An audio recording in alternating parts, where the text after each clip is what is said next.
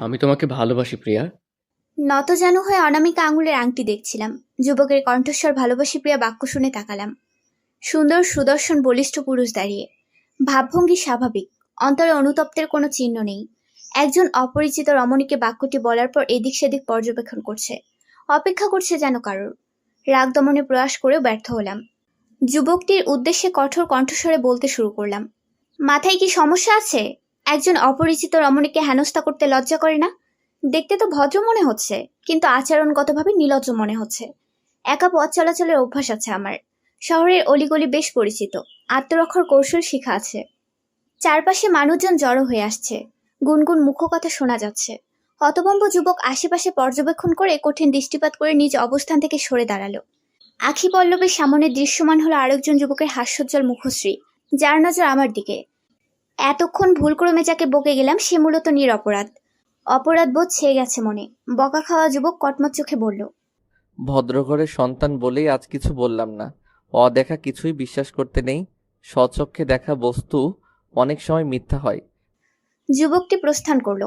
বর্তমানে আমি আত্মরক্ষার চেয়ে অনেক চিন্তিত। আরোহণকৃত গাড়িতে সেই যুবক বসে আছে যে ভালোবাসি প্রিয়া বলছিল। যা শুনে অন্য জগতে চলে গিয়েছিলাম আমি। এয়ারপোর্টের উদ্দেশ্যে রওনা হয়েছি। আমি ছিদ্রাতুল মুনতাহা আরাত। পৃথিবীর সকল বিষণ্ণতা ঘিরে ধরেছে আমাকে। আমার নিকট মনে হচ্ছে এবার সকল বিষাদের অবসান ঘটবে। পরিশেষে সুখ আসবে জীবনে। আর কিছু সময়ের ব্যবধানে গাড়ি জমাবে অচিন দেশে। নিয়তি আদৌ কিতে চায়? কিছু বলছো না কেন প্রিয়া? পশ্চাতে যুবকের কথায় প্রশস্ত করার প্রয়াস করলাম। বড়দের শ্রদ্ধা নিবেদনের উপদেশ পেয়েছি ছোটবেলা থেকে। বিনয়ী হয়ে প্রত্যুত্তর করলাম, আমাকে বলছেন?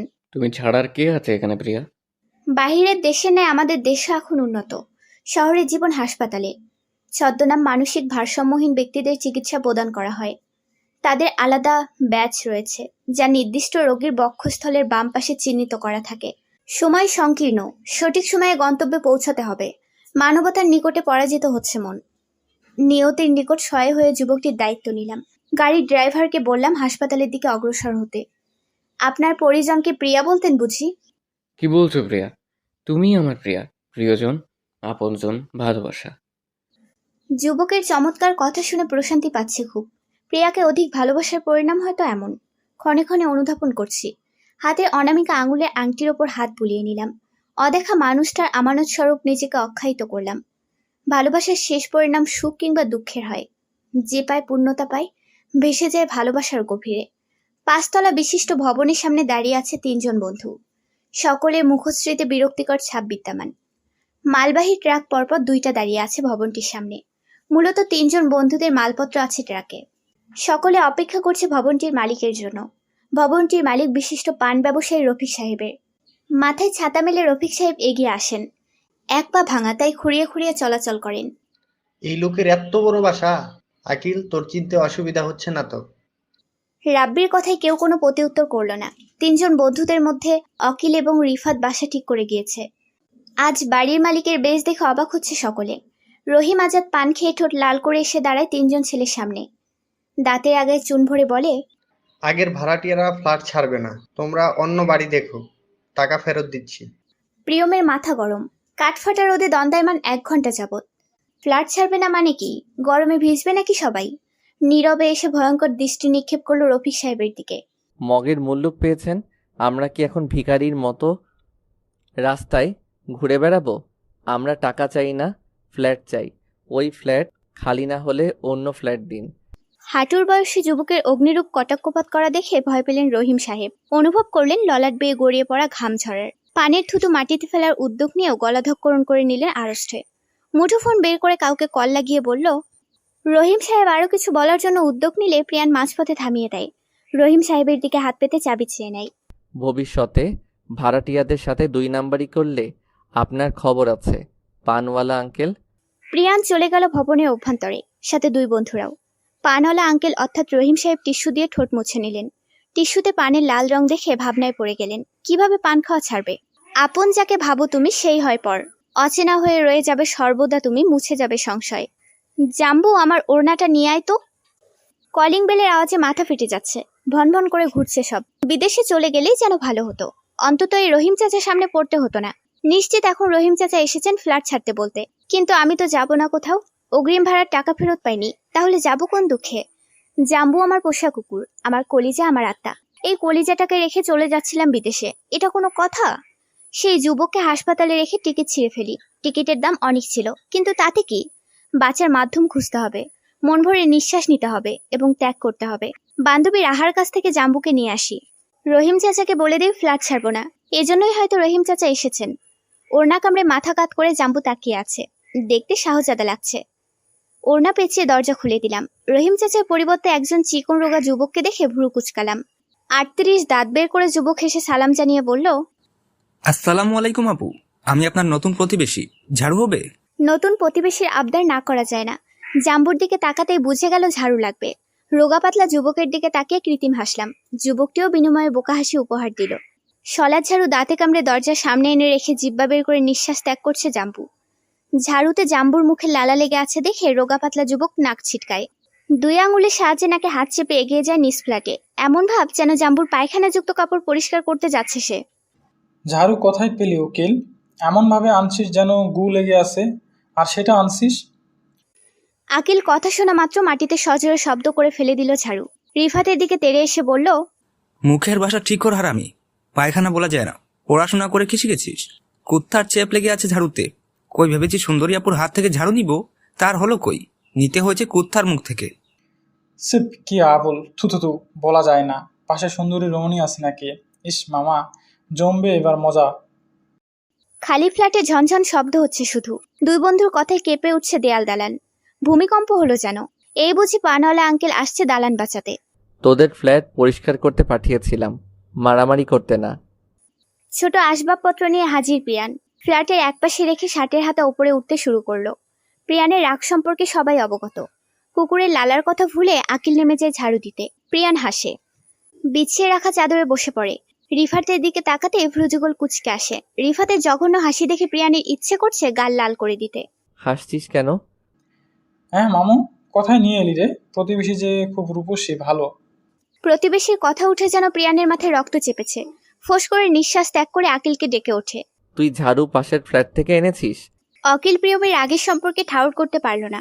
ঝাড়ু দিতে দিতে স্বাভাবিকভাবে উত্তর দিল, হ্যাঁ, প্রতিবেশী থেকে ঝাড়ু এনেছি, একটু পর বালতি আনবো, দরকার পড়লে দা বটি সব আনবো, বুঝলি? সুযোগের সৎ ব্যবহার করবো।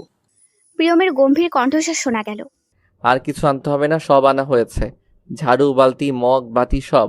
কোনো ঝামেলা চাই না। আকিল নিশ্চুপ থাকলো, কিন্তু শুনল না। ঝাড়ু ফেরত দেওয়ার বাহানায় আবার যাবে সেখানে। কিছুক্ষণ পর কুকুরের ঘেউ ঘেউ আওয়াজে প্রিয়মের ধ্যান ভাঙে। টোলের ওপর আকিল দাঁড়িয়ে ফ্যানের তার জোড়া লাগাচ্ছে। জাম্বু এসেছে ঝাড়ু ফেরত নিতে। জাম্বু দেখতে বড় সড়ো, নাদুস নুদুস, গলায় নেম প্লেট লাগানো, ইংরেজিতে লেখা জাম্বো। জাম্বুর ভাব এমন যেন সে মালিক। টেলিভিশনে টম অ্যান্ড জেরির শোতে টমের বাসায় অ্যাঞ্জেলা বেড়াতে আসলে টমের ভাবভঙ্গি যেমন হয় ঠিক তেমন। রিফাত বই গুছাচ্ছিল। কুকুরের আগমনে তেড়ে উঠে বলে, এই কুত্তা এখানে কি করে? বাইরে ফেলে দিয়ে আয়। কুকুরকে কুকুর ডাকতে শিখ, গাধা। প্রিয়মের শীতল কণ্ঠস্বর। সকলেই নিশ্চুপ। স্মরণশক্তির জন্য পুরস্কার প্রদান করা হলে জাম্বুকে করা দরকার। পুরো ফ্ল্যাটে নজর ঘুরিয়ে চিহ্নিত মানুষকে খুঁজে নিল। আখিলের চেয়ারের পাশে এসে ঘেউ ঘেউ আওয়াজ করতে লাগলো। কারো কোনো প্রতিক্রিয়া না পেয়ে আকিলের চেয়ারে নড়াচড়া করতে থাকলো, যার ফলে ভারসাম্যহীন আকিল ধপাস করে নিচে পড়ে যায়। ঘটনাখানি এত দ্রুত ঘটেছে যে উপস্থিত সকলে বিস্মিত। পরিত্যক্ত অবস্থায় পড়ে থাকা ঝাড়ু মুখে তুলে জাম্বু দরজার দিকে এগিয়ে যায়। দরজার সামনে দাঁড়িয়ে ঝাড়ু ফেলে আরো কিছুক্ষণ ঘেউ ঘেউ আওয়াজ করে কি যেন বলে যায়। আকিল যেন ঠিক বুঝেছে কথাগুলো। কুকুর আকিলের উদ্দেশ্যেই যেন বলে গেছে, ঝাড়ু ফেরত দিয়ে আসলি না? আবার আসিস, কামড়ে দিব। শহরে সকালে কিছু মানুষজন বের হয় জগিং করতে, আর কিছু মানুষ বের হয় বাজার করতে। জাম্বুর গলায় ফিতা বেঁধে আগাচ্ছিও ফুটপাতের রাস্তা ধরে। উদ্দেশ্য বাজার করতে যাব। কয়েক গজ দূরে বাজার। সকাল সকাল হেঁটে আসায় 2 কাজ সম্পূর্ণ হচ্ছে, 1 জগিং 2 বাজার। জাম্বুর গলায় ব্যাগ ঝুলানো। জাম্বুর উপদেষ্টা হয়ে উপদেশ দিচ্ছি। বুঝলি জাম্বু, শহরের আনাচে কানাচে চোরের উৎপাত বেড়েছে।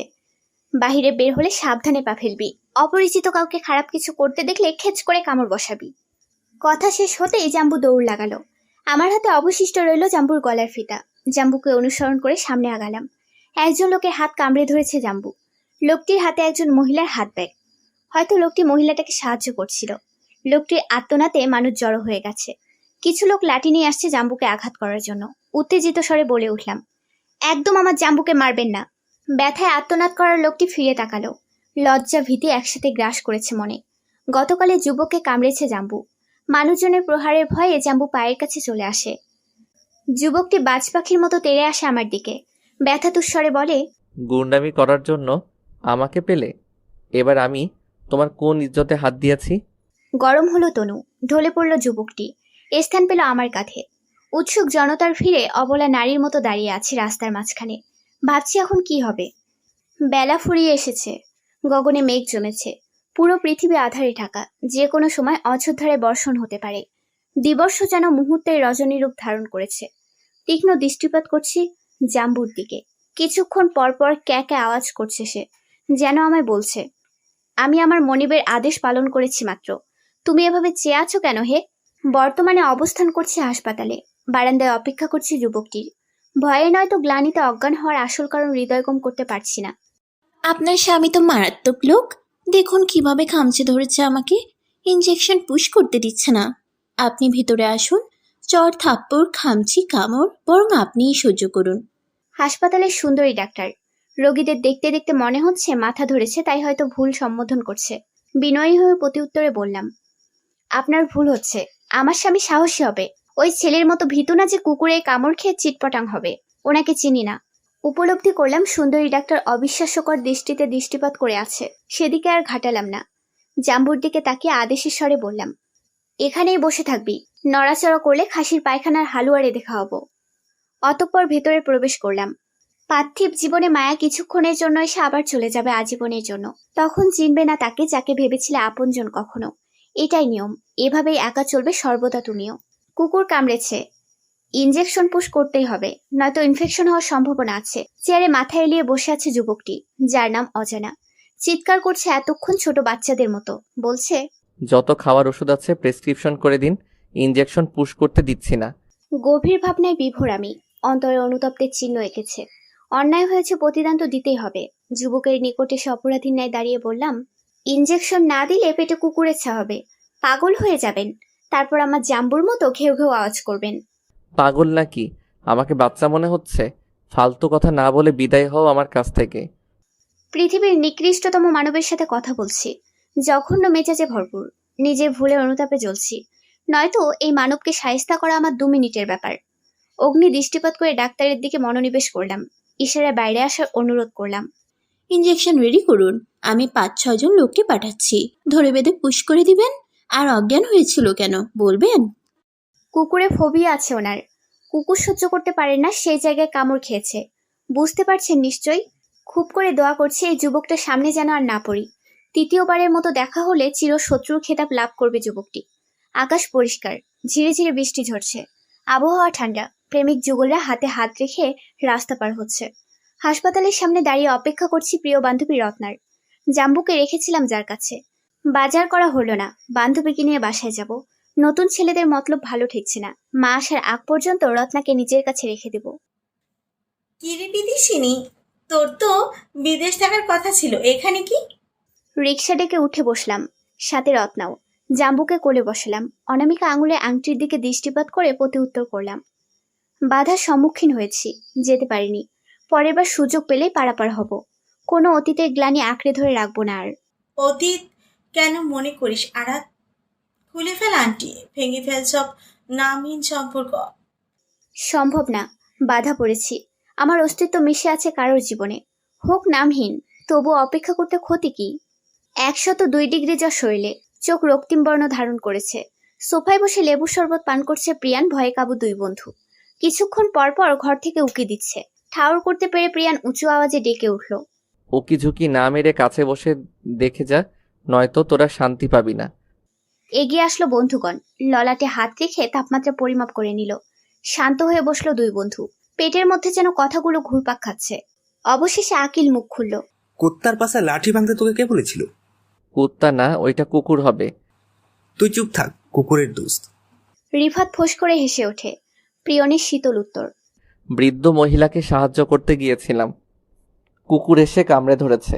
আমি ওই মেয়েকে ছাড়বো না, যেখানেই পাবো কবর দিয়ে আসবো। 7-8টায় ইঞ্জেকশন পুশ করতে হয়েছে ওই মেয়েটার জন্য। ফোন বাজছে অনবরত। প্রিয়মের সেদিকে খেয়াল নেই। আরাতকে বকে যাচ্ছে। রিফাতের কথায় প্রিয়ান শান্ত হয়।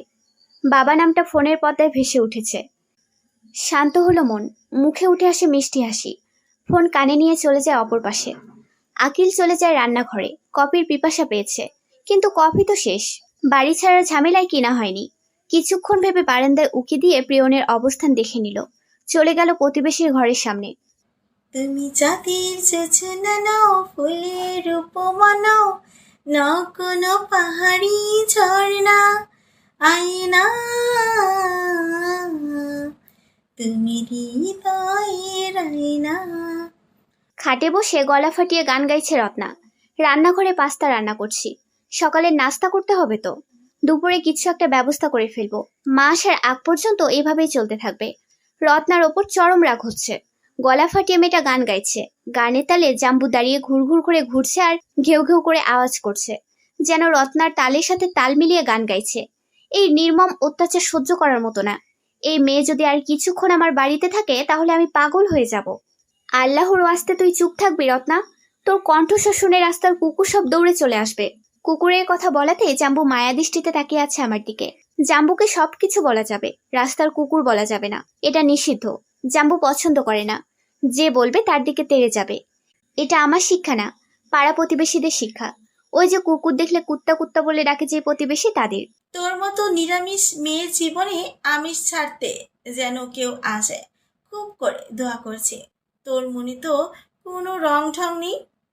আমি চাইছি ঘরটাকে সতেজ রাখতে, তাও করতে পারছি না তোর জন্য। আমার জীবনে যে আসা সে এমনিতেই চলে আসবে, তোকে ভাবতে হবে না। নে পাস্তা খা, উদ্ধার কর আমাকে। পালাতে চাইছিলি, যার কারণে সে যদি কোনোদিনও তোর সামনে ফিরে আসে আর চিনতে পারে, ততদিনে তোদের ভাব আদান প্রদান হয়ে গিয়েছে। তখন তুই কি করবি? রত্না মেয়েটা চঞ্চল, কখন কি বলে নিজেও বুঝতে পারে না। যদি বুঝতে পারতো তাহলে হয়তো এসব কথা বলতো না। পাস্তার বাটি একটা এগিয়ে দিলাম, জাম্বুকেও দিলাম। জাম্বু হামলে পড়লো পাস্তার ওপর। রত্নার কথার প্রতি উত্তরে বললাম, সে সামনে আসলে ধরা দেব না, অন্য ছেলেকে ধরে বিয়ে করে নেব, তখন বুঝবে এই আড়াত কি জিনিস। রত্না আমি হেসে উঠলাম। কলিং বেলের আওয়াজে এগিয়ে গেলাম। প্রতিবেশী এসেছে, গতকালের মতো দাঁত বের করে হাসছে। আমার পিছু জাম্বু এসে হাজির। ঘেউ ঘেউ করে কি যেন বলতে চাইছে প্রতিবেশীকে। কফি হবে আপু? প্রতিবেশীদের কাজীকে চেয়ে খাওয়া। গতকাল এসেছে ঝাড়ু নিতে, আজ এসেছে কফি নিতে। ভ্রুযুগল কুচকে আসলো আমার। হাত থেকে কাচের কৌটা নিয়ে চলে গেলাম রান্নাঘরে। কফি এনে দিলাম। চলে যাওয়ার আগে প্রতিবেশী আবারও দাঁত বের করে হেসে বলল, আপনি খুব ভালো আপু, কিন্তু আপনার অবস্থা দেখে আফসোস হচ্ছে। রূপবতীর সাথে যদি বলতে পারতেন, তাহলে আমার সাথে সাথে আমার নিরামিষ বন্ধু আপনার জন্য পাগল হয়ে যেত। কি বলে প্রতিবেশী? আমি বোবা? কোন দিক দিয়ে? সহ্য হলো না। কথা বলার উদ্যোগ নিতেই প্রতিবেশী পাড়াপাড় হয়ে চলে গেল। কি এসেছিল? রত্নার প্রশ্নে মাথায় খোপা করতে করতে উত্তর দিলাম। পাশের প্রতিবেশীর ৩-৪ জন ছেলে উঠেছে, সাবধান, ওদিকে যাবি না। মধ্যাহ্নের সময় রোদ উঠেছে প্রচুর। ছাদের নিচে ফ্ল্যাট হওয়াতে সুবিধা পেয়েছি। যখন তখন চলে যাই ছাদে। ছাদে কাপড় শুকোনো রশি বাঁধা মোট 7টা, তার মধ্যে আমার 3টা রশি। ছাদে উঠে চোখ আমার ছানা পড়া। 3টা রশি ভরা ছেলেদের কাপড়ে। ছোট প্যান্ট থেকে ধরে বড় প্যান্ট সব মেলে রেখেছে রশিতে। ছোট প্যান্ট দেখে আমার গা গুলিয়ে আসে। আমার যত্নে বাঁধা রশিতে ছেলেদের কাপড়, মানা যাচ্ছে না। ছাদের একপাশে কাঠ রাখা ছিল। এক হাতে নাক টিপে কাপড় সরিয়ে নিচ্ছে, তখনই কারোর স্বর কানে আসে। ডিটারজেন্ট দিয়ে ধৌত করা কাপড়গুলো, সুগন্ধি মাখা আছে তাতে, এমনভাবে ধরার কি আছে? পিছনে ফিরে তাকালাম। তৃতীয়বার সাক্ষাৎ হলো যুবকটির সাথে। তার মানে এই যুবক আমার প্রতিবেশী। শেষে কিনা প্রতিবেশী শত্রু হয়ে গেল। মাথার ওপর বৈদ্যুতিক পাখা ঘুরছে। প্রচন্ড গরম। তীব্র রোদে গরম হয়ে আছে সব। ছাদের নিচ বরাবর ফ্ল্যাট হওয়াতে দালান আসবাবপত্র সব গরম হয়ে আছে। ওড়না পড়ে আছে মাটিতে। মাথার কেশব খোলা। বাতাসে এলোমেলো ভাবে উঠছে। মুখশ্রীতে লাল আভা ছড়িয়ে আছে। নিজেকে কিছুতেই শান্ত করতে পারছি না। বারবার ছাদের কথা মনে পড়ছে। জাম্বু পায়ের কাছে ঘেঁষে দাঁড়িয়ে আছে। মেজাজ খারাপ বুঝতে পারছে হয়তো। রত্না তীক্ষ্ণ দৃষ্টিতে তাকিয়ে আছে। এমন পাগল বেশি বসে আছিস কেন? ছাদে কি ভূত দেখিয়ে এসেছিস? আগুনে ঘি ঢালা যেন রত্নার কাজ। তেতে গেলাম আমি। রত্নার কাছে গিয়ে দাঁড়ালাম। মনের সকল ক্ষোভ পেশ করতে শুরু করলাম একে একে। ভূতের দেখা পেলে তো ভালোই হতো। তোর জন্য খেজো ভূত চাইতাম। রাগ করছিস কেন? আসল কাহিনী বল। রাজপুত্রের দেখা পেয়েছিস নাকি? কিছু করেছে কি সে? রাগ যেন দাউ দাউ করে মাথায় উঠে গেছে। কেশবগুলো আলগোছে গুছিয়ে এক এক করে সব বলতে শুরু করলাম। কিছুক্ষণ আগে ছাদে যুবকের কথা শুনে তেতে উঠি। আশ্চর্য হয়ে কাপড়ের দিকে তাকাই। একজন মেয়ে মানুষ হয়ে ছেলেদের কাপড়ের সুগন্ধি খোঁজ করতে যাব কেন? কাপড় সরিয়ে অন্য কোথাও জায়গা খোঁজ করুন, এটা আমার রশি। নাম লেখা আছে কোথাও? তোমার মতো গুন্ডিকে আমি হাড়ে হাড়ে চিনেছি। নিশ্চয়ই অন্য কারো রশিকে নিজের নাম করে ছিনিয়ে নিয়েছো। সাহস পকেটে রেখে দিন। এত সাহস ভালো না। আমি অন্য মেয়েদের মতো না। আমার সাথে লাগতে আসলে কি করবে? আবার তোমার ওই কুকুরের কামড় খাওয়াবে? চুপসে গেলাম। অপরাধ ঢাকা আমার কাজ নয়, তবে ইচ্ছে করে তো অপরাধ করিনি। বুক ফুলিয়ে বলতে পারবো, যুবকটা যে আমার চিরশত্রু হয়ে গেছে তা বুঝেছি। তবে পিছু পা হব কেন? নারী বলে? কখনো না। প্রতি উত্তর করলাম। ইচ্ছে করে জাম্বু কামড়ায়নি। আমার জাম্বুকে কখনো খারাপ শিক্ষা দেয়নি। তুমি যেমন গুন্ডি, তোমার জাম্বু তেমন গুন্ডা। কাপড়ে যদি হাত লাগিয়েছো তাহলে আমিও হাত তুলবো। ভয় পেয়ে পিছিয়ে গেলাম। এ পুরুষ মানুষ নাকি ঝগড়ার মাস্টার কে জানে। উপলব্ধি করলাম এই মানুষের সাথে পারবো না। রাগে দুঃখে চলে আসলাম নিচে। বর্তমানে রত্না লেবু শরবত হাতে দাঁড়িয়ে আছে। কথা বলতে ভয় পাচ্ছে। সাহস জুগিয়ে বলেই ফেলল, যাই বলিস আরাত বিবি, ছেলেটার বুকে সাহস আছে প্রচুর। তোর মতো গুন্ডিকে চুপ করিয়ে দিল 1 মিনিটে। তোর যদি আংটি বদল না হতো তো তোর হয়ে ওই ছেলেকে দুলা ভাইয়া হিসেবে পুটিয়ে নিতাম। আমি তোর কোন জন্মের শত্রু রে? তুই কি আদৌ আমার বান্ধবী? আমার চোখের সামনে থেকে বিদায় হ। ভালো কথা ভাত নাই। একদিনই রত্নার পাত্তা পাওয়ার জন্য না পা ধরবি, কিন্তু পাত্তা পাবি না। রত্না জীবনেও ভালো হবে না। ইচ্ছে করছে লাঠি ভাঙতে। কলিং বেল আবারও বেজে উঠল। এগিয়ে গেল রত্না। দরজা খুলে দৃশ্যমান হলো প্রতিবেশী। প্রতিবেশীর বোন চিনি হবে? ছাদে পাইচারি করছে পিয়ম, হাতে সিগারেট। জ্বালাবে কি জ্বালাবে না বুঝতে পারছে না। কখনো টানা হয়নি, বন্ধুদের পাল্লায় পড়েও কখনো ছুঁয়ে দেখা হয়নি। আজ খুব ইচ্ছে করছে নিকোটিনের ধোঁয়া আকাশে উড়িয়ে দিতে। জ্বরে উল্টাপাল্টা ভাবনা আসছে শুধু। প্রেমের বিরহে পুড়ে যেই মন ছাই হয়ে যায় অনিমেষে, নিকোটিনের ধোঁয়া আকাশে উড়িয়ে যায় দিন পার। প্রিয়জনের হারানো যন্ত্রণা ভোলা যায় না আর। প্রিয়মের আপনজন বলতে বাবা আছেন বেঁচে। মা গত বছর মারা যান। প্রিয়মের বন্ধু গল্প করার সাথী ছিল মা। রাগ করে অভিমান করে চলে গিয়েছে না ফেরার দেশে। অভিমান কিসের তা নাই বা বলি। প্রিয়ম মায়ের মৃত্যুর জন্য নিজেকে দায়ী করে। 1 বছর আগে মায়ের কথা শুনলে হয়তো এমনটা হতো না। প্রিয়মের বাড়ি গাজীপুরে। পড়াশোনা শেষ করে ঢাকা শহরে প্রাইভেট কোম্পানিতে চাকরি করে। রিফাত আকিলও কয়েকদিনের ছুটি নিয়ে বাড়ি বদল করেছে। গাড়ি ঠিক করতে বের হওয়ার পর আরাতের ভুল বোঝে এবং যাতা বলে। প্রিয়মের এ নিয়ে কোনো মাথা ব্যথা নেই, বরং আজকের করা কাজের জন্য ভীষণ রেগে আছে। মেয়েটির কুকুরকে পেলে অপহরণ করবে ভাবছে। মধ্যাহ্নের শেষ সময় প্রিয়ম নিচে নেমে আসে। দুপুরের খাবার তৈরি, বুয়া ঠিক করা হয়নি। রিফাত আকিল রান্না করেছে। ব্যাচেলর হলেও পুরো ফ্ল্যাটে জিনিস ভর্তি। 1 বছরে সব কিনেছে প্রিয়ম। রিফাত কাচুমাচু হয়ে দাঁড়িয়ে। আকিল পেট চেপে হাসছে। প্রিয়মের ক্ষুধা পেয়েছে। টেবিলে রাখা শরবতের গ্লাস হাতে নিয়ে এক নিঃশ্বাসে পান করে ফেলে, কিন্তু গিলতে পারেনি। মুখ থেকে বের করে দেয় সব। গাঁজা খেয়েছিস নাকি শালারা? চিনির পরিবর্তে কি মিশিয়েছিস? লবণ সস্তা বলে শরবত ঢেলে তেতো বানাবি? আমাকে মারতে চাস নাকি? আকিলের হাসি বেড়ে গেছে। সোফায় থেকে ধপাস করে নিচে পড়ে হাসছে, গড়াগড়ি দিয়ে হাসছে। এক পর্যায়ে বলে ওঠে, শালায় পার্ট লইবার গেছিল প্রতিবেশীর ঘরে, চিনির বদলে নুন নিয়ে আসছে। আজ খাওন একটাও খাইবার মতো না। শুদ্ধ ভাষায় কথা বল উকিল, তোর গাইয়া ভাষা শোনার উপযুক্ত না। এখন তো আমার ভাষার দোষ, তোর কপালের দোষ কে খুঁজবে শুনি? দুই বন্ধুর কথা কাটাকাটি শুরু। জ্বরে নাজেহাল প্রিয়ম কাবু হয়ে গেছে আরো। মাথা চিপে বসে পড়লো চেয়ারে। হাতল ধরে শরীরের ভারসাম্য রক্ষা করতে চেষ্টা করলো। তোরা থামবি? কথা বন্ধ। দৃষ্টি প্রিয় বন্ধুর ওপর। যে যার অবস্থান থেকে ফিরে সে বন্ধুকে সামলাতে ব্যস্ত। গভীর রাত। জাম্বু নির্ঘুম, সাথে আমিও। বারান্দায় বসে অদূরের দালান দেখছি। নিভু নিভু আলো। অন্ধকার বলা ঠিক হবে না, আলোকিত বলাও ঠিক হবে না। টিমটিম আলো উপভোগ করছি দুজন। শুনেছি প্রাণীরা রাত হলে ঘুমে থাকে, কিন্তু জাম্বু বিপরীত। মন খারাপের সাথী সে। জাম্বুকে পেয়েছিলাম আরো 1 বছর আগে। রাস্তায় ঝোপের আড়ালে ঘাসপাতা নিয়ে খেলছিল। মায়ের পরিচয় নিয়ে আসি বাড়িতে। মা অনেক বকেছে, কিন্তু ফেরত দিতে ইচ্ছে হয়নি। সেই থেকে জাম্বু আমার কাছে, আমার মায়ের দ্বিতীয় সন্তান, আমার ভাই। বুঝলি জাম্বু, বাবুর নামটা জানা হলো না, চেহারাও চেনা হলো না। নয়তো তার কাছে গিয়ে জানতে চাইতাম কেন এত অবহেলা, বিষাক্ত কেন তার মন, ফিরে তাকালে কি খুব ক্ষতি হয়ে যেত। জাম্বু কিছু বলল না, ক্যাকা করে আমার পায়ের সাথে মিশে শুয়ে পড়ল। আচমকা সে বিকৃত মস্তিষ্কে যুবকের কথা মনে পড়ে গেল। সেদিনের পর তো আর খোঁজ নেওয়া হলো না। জাম্বু, পাগলটাকে কখনো ভয় পাবি না, পাগলদের মন একদম পবিত্র। আমার কথায় সায় দিল জাম্বু। বিনিময়ে হাসলাম, উকি দিয়ে রত্নাকে দেখে নিলাম। সে এখন হাত পা ছড়িয়ে ঘুমাচ্ছে। শুক্রবার ছুটির দিন। রফিক সাহেব এসেছেন পুরো বাড়ি তদারকি করতে, সমস্যা সমাধান করতে, আবার সমস্যা তৈরি করতে। রফিক সাহেবের সাথে এসেছেন ওনার কনিষ্ঠ কন্যা রেজিয়া। আরাতকে খুব পছন্দ করে। বাবাকে সাহায্য করার পরিবর্তে 5 তলায় গেছে আড্ডা দিতে।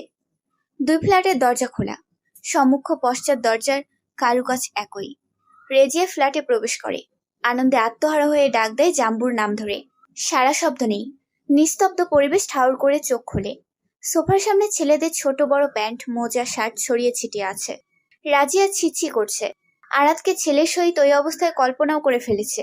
সোফার ওপর উপর হয়ে শুয়ে আছে কেউ, পরিধানে পাতলা গেঞ্জি আর লুঙ্গি, যা হাঁটুর ওপর উঠে আছে। ছি বলে রাজিয়া চোখ ঢেকে নেয়।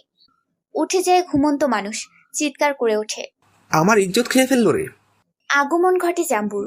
ঘেউ ঘেউ করে ওঠে জাগ্রত মানুষের সামনে গিয়ে। আকিল 2 হাতে গা ঢেকে আছে, যেন সে মেয়ে তার ইজ্জত কেউ লুটে খেয়েছে। এই কুত্তা থাম, তোর কি হয়েছে? এখানে কি করতে এসেছিস? আজ তোকে আটকে রাখবো, মালিক তোর খুঁজে পাবে না। জাম্বুর আওয়াজ বেড়ে গেল। ঘর থেকে ঘুম ঘুম চোখে প্রিয়ম বের হয়ে আসলো। সময়ের ব্যবধানে জাম্বুকে চিনে ফেলল। শার্টটা শুই দিয়ে তবে জাম্বুকে ছাড়বে পণ করলো। রেজিয়া পড়েছে মহা বিপদে। ভুল করে ভুল ফ্ল্যাটে প্রবেশ করে ফেলেছে অনুধাবন করতে পারছে। 2 যুবকের অগোচরে বের হয়ে আসলো ফ্ল্যাট থেকে।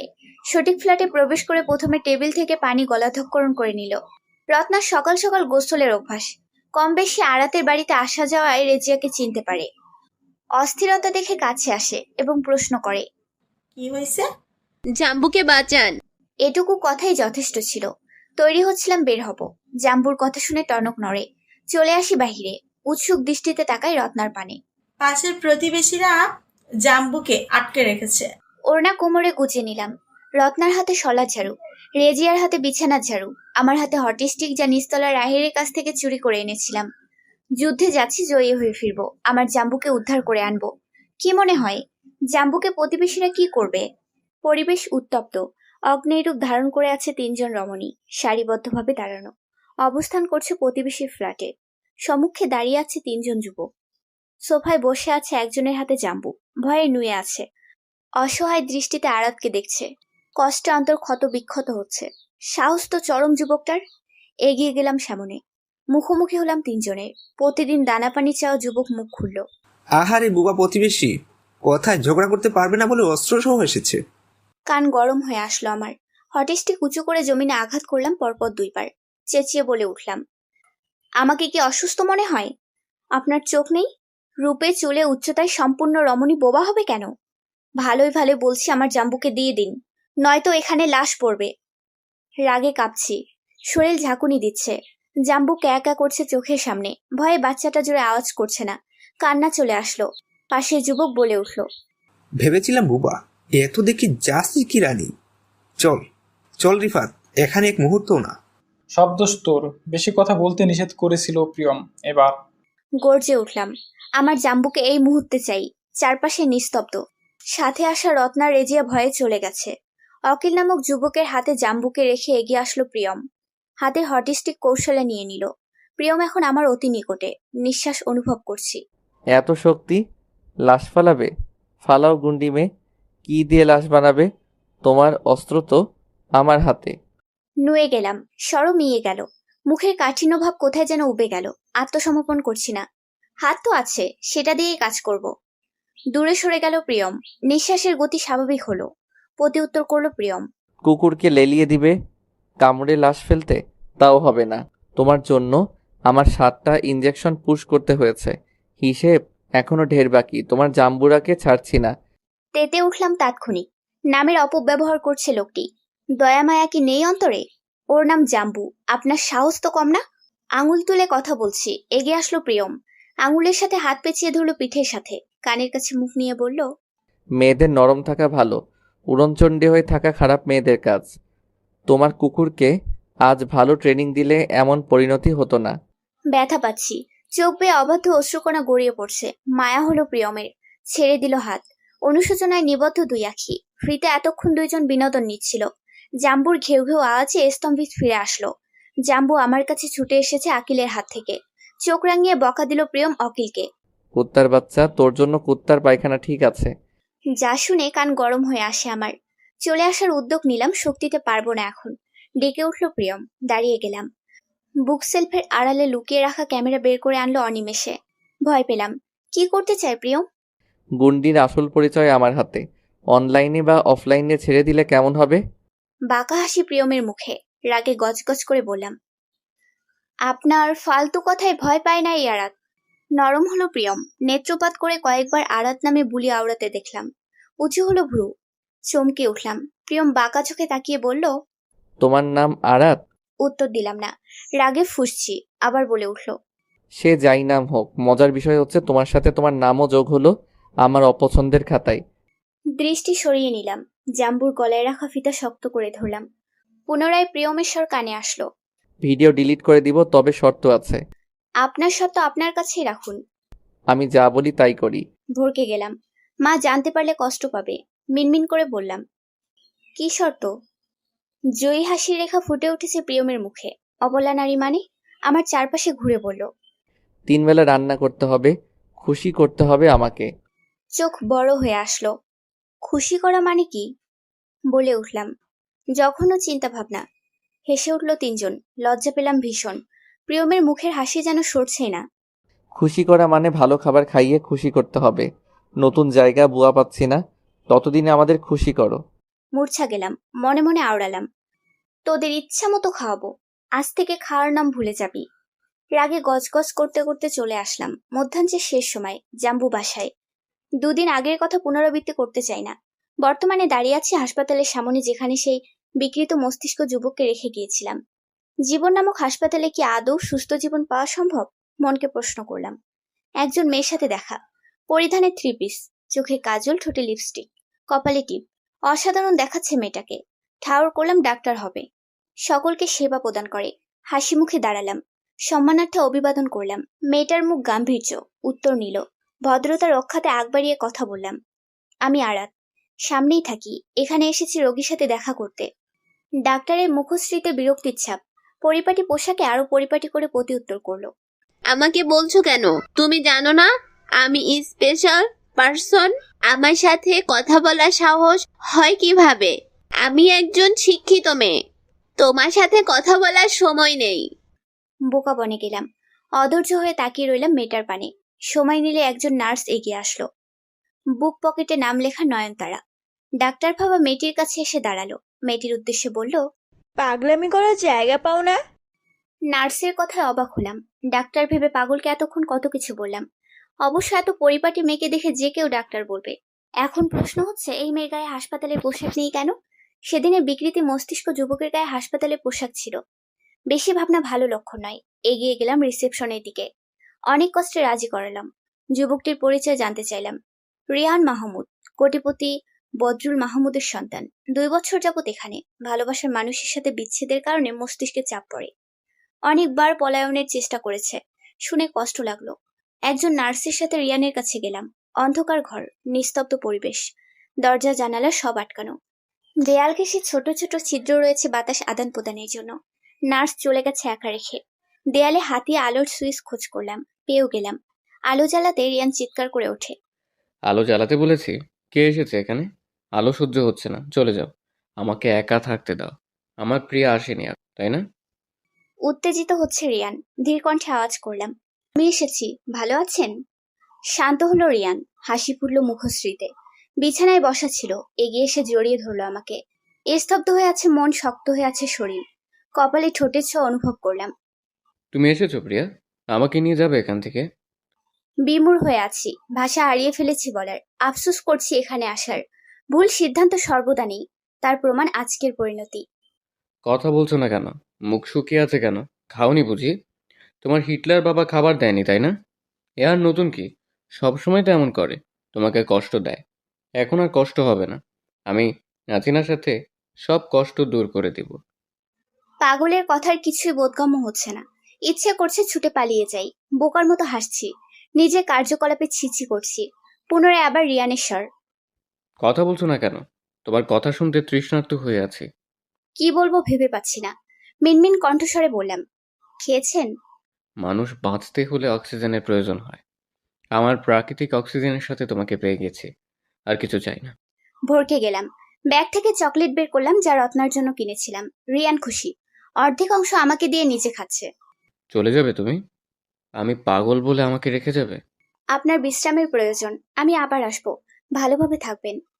কথা দাও। হাত বাড়িয়ে দিল আমার দিকে। অসহায়তা ঘিরে ধরেছে আমাকে। হাতে হাত রেখে ওয়াদা করলাম। পরক্ষণে অনুভব করলাম হাতের ওপর উষ্ণতা। শরীর কেঁপে উঠল ভয়ে। হাত ছড়িয়ে দ্রুত চলে আসলাম ঘর থেকে। পেছন থেকে রিয়ানের চিৎকার শোনা যাচ্ছে। বলছে, ফিরে এসো প্রিয়তমা। ওয়াদাবদ্ধ হয়ে আছো কিন্তু। কথা দিচ্ছি বিয়ে করব তোমাকেই শুধু। ভয়ঙ্কর সমস্যার সম্মুখীন হয়ে এসেছি। হাসপাতালের বাইরে দাঁড়িয়ে হাঁপাচ্ছি। সন্ধ্যা নেমে এসেছে ধরণীর বুকে। মাগরিবের আজান হচ্ছে পাশের মসজিদে। মুঠোফোন বেজে উঠল। অপরিচিত নাম্বার দেখে ধরলাম না। পুনরায় বেজে উঠল। ধরলাম। অপর পাশে নিস্তব্ধতা। নিঃশ্বাসের আওয়াজ শোনা যাচ্ছে শুধু। সময় অতিবাহিত হচ্ছে। অপর পাশের মানুষ যেন ঘুমাচ্ছে। কথা বললাম এবার। কে বলছেন? টনক নড়ল যেন। হুক হুক করে কেসে উত্তর দিল, কয়টা বাজে? বিকেলের নাস্তা বানাতে হবে নাকি? আমরা কি না খেয়ে থাকবো? বোধগম্য হলো ফোনের অপর পাশে কে। দাঁত চেপে উত্তর করলাম, আসছি। মহা বিপদে পড়লাম। রক্ষা পাবো না এই জীবনে। নাম্বার পেয়েছে কোথায়? রত্নার থেকে? আজ ওকে বাড়ি ছাড়া করব। ওর জীবন নরক বানাবো। রাগে কষ্টে রিকশায় চেপে বসে কাঁদতে লাগলাম। আদৌ কি রেহাই পাবো প্রিয়ম নামক প্রতিবেশীর কবল থেকে? সন্ধ্যা নামতেই পথে ঘাটে কর্মজীবী মানুষদের ব্যস্ততা বেড়ে যায়।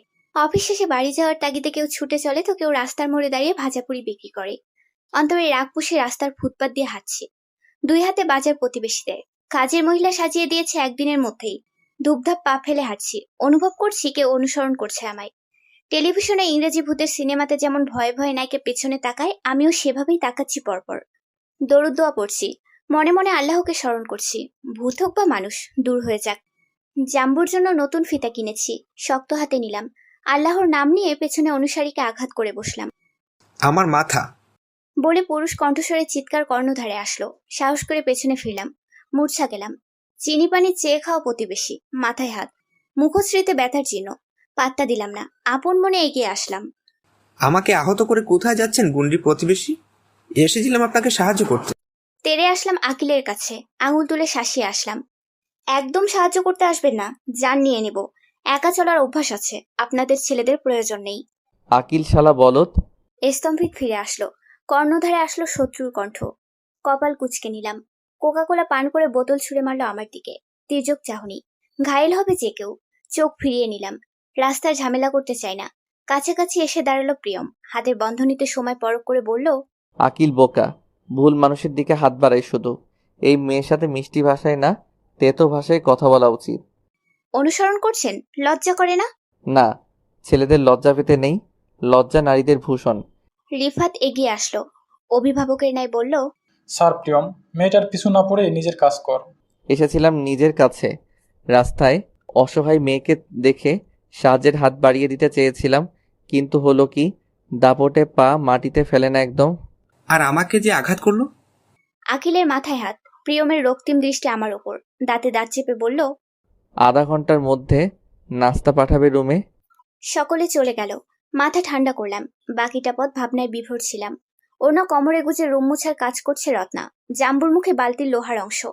মাথায় হাত দিয়ে চেয়ারে বসে আছি। 5 মিনিট হয়েছে বাসায় এসেছি। 2 বাদরকে বাসায় রেখে যাওয়ার পরিণাম এত ভয়াবহ জানলে জাম্বুকে সাথে নিয়ে যেতাম। তোদের 2 বাদরকে বলেছিলাম বাড়ির খেয়াল রাখতে, নোংরা করতে না। তুই বাদর কাকে বললি? আমাকে আর জাম্বুকে? জাম্বু তো কুকুর। কুকুরের সাথে বাদর যোগ করলে হবে বাদর কুকুর। আর তুই হচ্ছিস মালিক। অতিষ্ঠ হলাম। টেবিলের ওপর রাখা খাবারের প্যাকেট দেখে বাঁকা হাসলাম। জাম্বুর জন্য পাউরুটি, রত্নার জন্য বিস্কুটের প্যাকেট রেখে তৈরি হলাম। ছুটির দিনে ব্যাচেলরদের বিশেষ কোনো কাজ থাকে না। আড্ডা দেয়া, গান শোনা, ঘোরাফেরা করা, এসব করে সময় কাটে। আকিল কানে হেডফোন দিয়ে গান শুনছে। রিফাত হিসাব নিকাশে ব্যস্ত। শুধুমাত্র কাজ নেই প্রিয়মের। ইদানিং ধূমপান করার প্রচেষ্টায় প্রিয়ম। বারান্দায় দাঁড়িয়ে দূর আকাশের দিকে তাকিয়ে আছে। পরপর কলিং বেলের আওয়াজে প্রিয়মের ধ্যান ভাঙে। দুই বন্ধুকে ডাক দিয়ে কোনো সাড়া না দিলে নিজেই গিয়ে দরজা খুলে দিল। সেজেগুজে দাঁড়িয়ে পাশের বাড়ির প্রতিবেশী, দুধে আলতা গায়ের রং, লাল পোশাকটা যেন খুব মানিয়েছে। দৃষ্টি সরিয়ে নিল প্রিয়ম, চলে গেল ভেতরে। মগ্ন হলো নিজ কাজে। চারপাশে নজর ঘুরালাম, হাতের নাস্তা টেবিলের ওপর রেখে হাঁক ছাড়লাম। কই গো প্রতিবেশীরা, নাস্তা নাস্তা বলে তো আমাকে অপমান করা হয়েছিল, এখন নাস্তা খাবে কে? রিফাতের কর্ণধারে আরাতের কথা পৌঁছায়। ঘর থেকে উকি দিলে আরাতের হাস্যোজ্জ্বল চেহারা ভেসে ওঠে। টেবিলের সামনে দাঁড়িয়ে আছে। রিফাত বিষয়টা আন্দাজ করতে পেরে গান শোনার মগ্ন থাকা আকিলের মাথায় আঘাত করে কান থেকে হেডফোন নিয়ে নেয়। আমার সুখ সহ্য হয় না তোর? প্রতিবেশীর কুত্তা কামড়াইছে নাকি? ডাকছিস কেন? ছুটির দিনেও শান্তি নেই। রিফাত রেগে গেল, নাক মুখ কুচকে বলল, মুখের ভাষা সংযত করা বাল। তোর মুখের বাসা মনে হয় অনেক ভালো। রিফাত চুপ, পরাজয় মেনে নিল। ঘর থেকে বের হয়ে আকিলকেও টেনে আনলো। খাবার টেবিলে এসে সকলের চোখ ছানা পড়া। আকিল মুখে হাত দিয়ে দাঁড়িয়ে আছে। রিফাতের চোখ বড় হয়ে আছে। চেয়ারে বসে ভদ্র সমাজের দুই প্রতিবেশীকে অবলোকন করছি। আর একজন বাকি আছে, তার ভাবভঙ্গি কেমন হবে অপেক্ষা করছি। চলে এলো তৃতীয় প্রতিবেশী। টেবিলের ওপর রাখা শুকনো রুটি কলা দেখে ভ্রু কুচকে নিল। দৃষ্টিপাত করলো আমার দিকে। মুখে বাঁকা হাসি টেনে বসে রইলাম। ফাইজলামি করার জায়গা পাও না? আমাদের পথের লোক মনে হয়। মনে আনন্দের বন্যা বইছে, আকাশে উঠতে ইচ্ছে করছে। অসহায় ব্যক্তির নিকটে যা আছে তা দিয়েই তো আহারের আয়োজন করতে হবে, তাই না? ভ্রুযুগল কুচকে আসলো প্রিয়মের। আমার কথা উপলব্ধি করতে পেরে রেগে গেল। ভাবছি এই বুঝি পরাজয় গ্রহণ করলো, কিন্তু না, উল্টো মানিব্যাগ বের করে বাঁকা হাসলো। তুমি চলো ডালে ডালে, আমি চলি পাতায় পাতায় মিস গুন্ডি। 100 টাকার নোট টেবিলের ওপর রাখলো। কলা ছিলে মুখে পুরে বলল, রাতে রান্না করে যাও গুন্ডি। আজ চিংড়ি রান্না হবে, রান্নাঘরে সব আছে। চলে গেল প্রিয়ম। হেরে গেলাম এবারও। ফ্রিতে বিনোদন নেওয়া দুই প্রতিবেশী সিনেমা দেখতে দেখতে নাস্তা করা সম্পূর্ণ। কলা মিষ্টি ছিল প্রতিবেশী। এমনিতেই আগে আগুন, তার উপর ঘি। চিনি পানি চাওয়া প্রতিবেশীর কথায় অগ্নিরূপ ধারণ করলাম। দাঁতে দাঁত চেপে প্রতি উত্তর করলাম, জাম্বুর খাবার সবসময় মিষ্টি দেখেই কিনি। চলে আসলাম রান্নাঘরে। পেছন থেকে ওয়াক ওয়াক করে বমি করা আওয়াজ শুনতে পেলাম। ওরে রিফাইত্তা, শেষ পর্যন্ত কুত্তার খাওন এই ছিল আমাদের কপালে। সময় এবং স্রোত কারো জন্যই অপেক্ষা করে না। কেটে গেছে অনেক দিন। দুই প্রতিবেশীর মধ্যে দ্বন্দ্ব চলছেই। জাম্বুকে নিয়ে বের হয়েছি। উদ্দেশ্য রেল স্টেশন। মা আসছে গ্রাম থেকে, বাদযাত্রা করতে পারেন না। প্রায় 4 মাস পর মা আসছে। পৃথিবীতে মা আর জাম্বু ছাড়া কেউ নেই। খবরদার জাম্বু, মা আসলে আমার আগে ঝাপটে ধরবি না, আমার আদর কমে যাবে। প্ল্যাটফর্মে বসে ট্রেনের অপেক্ষা করছি। জাম্বু পাশে বসা। আদৌ আমার কথা কানে পৌঁছেছে কিনা সন্দেহ। সে ব্যস্ত আশপাশ দেখতে। কিরে জাম্বুর আজ কাকে কামড়াতে এলি? ক্যাকে আওয়াজ করে আড়ালে চলে গেল জাম্বু। টনক নড়ে আমার। পরিচিত কণ্ঠস্বর, বিরক্তি রেখা ফুটে উঠেছে নিমিষেই। পাশের প্রতিবেশী এখানে কি কাজ? তার না অফিস আছে? সকালে পিঠা বানিয়ে এসেছি তো। ফিরে তাকালাম। ফর্মাল পরিপাটি পোশাক।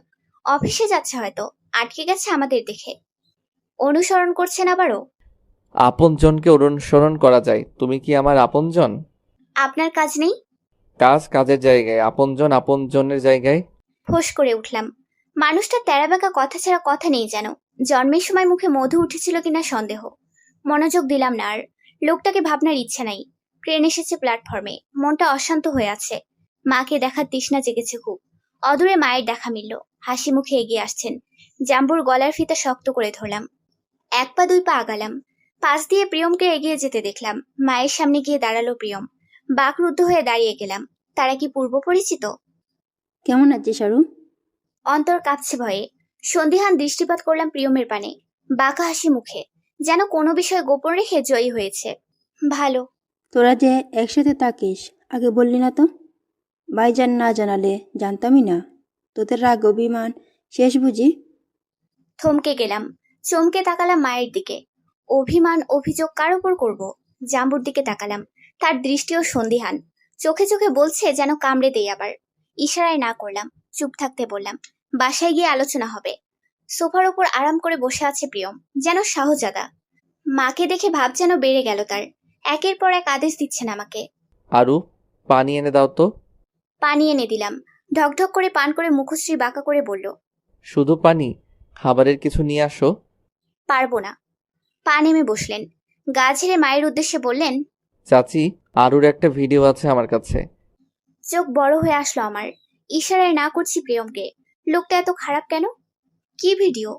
মায়ের মুখ থেকে কথা টেনে বললাম, পিঠা বানিয়েছি, আনছি মেহমানের জন্য। মা হাসি মুখে প্রতি উত্তর করলেন, মেহমান কি বলছিস রে? হবু বর বল, যার হাতে তোর আংটি বদল হয়েছে। চোখের সামনে অন্ধকার হয়ে আসছে সব। মস্তিষ্কে আটকে গেছে কথাটা। ভারসাম্যহীন হয়ে গেলাম। ঢলে পড়লাম। বলিষ্ঠ কারোর বুকের ওপর মাথা ঠেকালাম। তাড়াতাড়ি সব হয়ে গেল, তাই না? স্বপ্নের রাজ্যে পরিচালনায় মাহির সবাই। বাস্তবে যা সম্ভব না, ধরাছোঁয়ার বাইরে থেকে বাস্তব যা স্বপ্নে সম্ভব। একজন অবযব এসেছে অতি নিকটে। বক্ষস্থলের গহীনে হৃৎপিণ্ডের আওয়াজ অনুভব করছি। মুখশ্রী অস্পষ্ট, অন্ধকারে ঘেরা। নিঃশ্বাসের উত্তাপে জ্বলে যাচ্ছি। নিস্তব্ধ হলো আখি। অদূরে আরো একজন দাঁড়িয়ে অপেক্ষা করছে আমার। দূরে সরে গেলাম। অদূরের ছায়ামূর্তির দিকে অগ্রসর হলাম। অনুভব করলাম কেউ একজনের হাতে হাত আবদ্ধ করে নিয়ে যাচ্ছে ছায়ামূর্তির কাছে। অন্তরে পীড়া হচ্ছে। নিকটস্থ অপজব থেকে দূরে যেতে ইচ্ছে করছে না, কিন্তু নিয়তি হয়তো সাথে নেই। ছায়ামূর্তির হাতে তুলে দিয়ে অপজব চলে যাচ্ছে দূরে। চোখ ঝাপসা হয়ে আসলো। ছায়ামূর্তির চেহারা সুস্পষ্ট হলো। রিয়ান, সেই পাগল রিয়ান। হাস্যোজ্জ্বল মুখশ্রী। ঠোঁট নেড়ে কিছু বলছে, কিন্তু কর্ণধারে প্রবেশ করছে না। মিষ্টি এসে ঠোঁট এগিয়ে দিল। চুমুর পরিবর্তে মুখশ্রীতে পানির ছিটা বুঝতে পেরে ঘুম ভেঙে গেল। আখি পল্লব খুলতেই জাম্বুর মুখশ্রী অবলোকন করলাম। জিহ্বা বের করে হাঁপাচ্ছে। আমার চোখ খুলতে দেখে মুখে লেহান দিল আবারও। তার মানে স্বপ্নে কারো চুমু খাইনি, বরঞ্চ বাস্তবে জাম্বুর লালা খেয়েছি। উঠে পড়লাম শোয়া থেকে। জাম্বুকে বেয়াদবি প্রশিক্ষণ দেইনি আমি। উদ্ভব কাজ করার সাধ্য নেই। তীক্ষ্ণ দৃষ্টিপাত করলাম। জাম্বু ক্যাঁকে আওয়াজ করে উঠে ঘর থেকে বের হয়ে গেল। মুখে লালা চিপচিপে। আলগোছে ফ্রেশ হতে চলে গেলাম। কি ভাবছিস আরু? স্বপ্নের ব্যাখ্যা খুঁজছিলাম। মায়ের প্রশ্নে শক্ত হয়ে গেলাম। মুখ ফুটে কিছু বললাম না। অভিমান করেছি খুব। কেনই করব না? অভিমান তো আপনজনের সাথেই করে। আপনজন যতক্ষণ না অভিমান ভাঙাবে ততক্ষণ মন শান্ত হবে না। একধানে দৃষ্টিপাত করে আছি মায়ের দিকে। মায়ের ডাক শুনছি না। চিন্তা করছি প্রিয়মের কথা। যা সন্দেহ করছি তা নয় তো? তুই খুশি হসনি আমি আসাতে? ধ্যান ভাঙে এবার। অভিমান পুষে মুখ ফিরিয়ে নিলাম অন্যদিকে। মা বুঝতে পারলেন। মুখশ্রীতে হাসি রেখা টেনে ছোটবেলার মতো করে বললেন, আমার টুকটুকি কি রাগ করেছে? রাগ করলে যে টুকটুকিকে কেউ বিয়ে করতে আসবে না। রাগ করে যে হেরে যায় সে। মা কাছে বসলেন। মাথায় চুমু এঁকে দিলেন। হাতের ওপর হাত রেখে বললেন, প্রিয়মের মাই তো তোকে আংটি পরিয়েছিল, কথা দিয়েছিল 4 হাত এক করবেন। আবার সেই ইচ্ছে ছিল তোকে ছেলের বউ করাবেন, কিন্তু তার আগেই সব শেষ। আবার চলে গেলেন আমাদের ছেড়ে। ভাইজান ভেঙে পড়লেন। প্রিয়ম শহরে নিজের বাসস্থান করে ফেলে মায়ের মৃত্যুর পর। সোজা হয়ে বসলাম। মুখ শক্ত হয়ে আসলো। মনের বিদ্বেষ প্রকাশ পেল। আমার কি দোষ ছিল মা?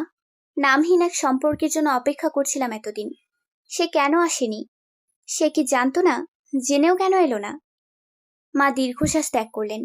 পাশ থেকে উঠে দাঁড়িয়ে ঘর গোছাতে ব্যস্ত হলেন। বুঝতে পারলাম মা উত্তর দেবেন না।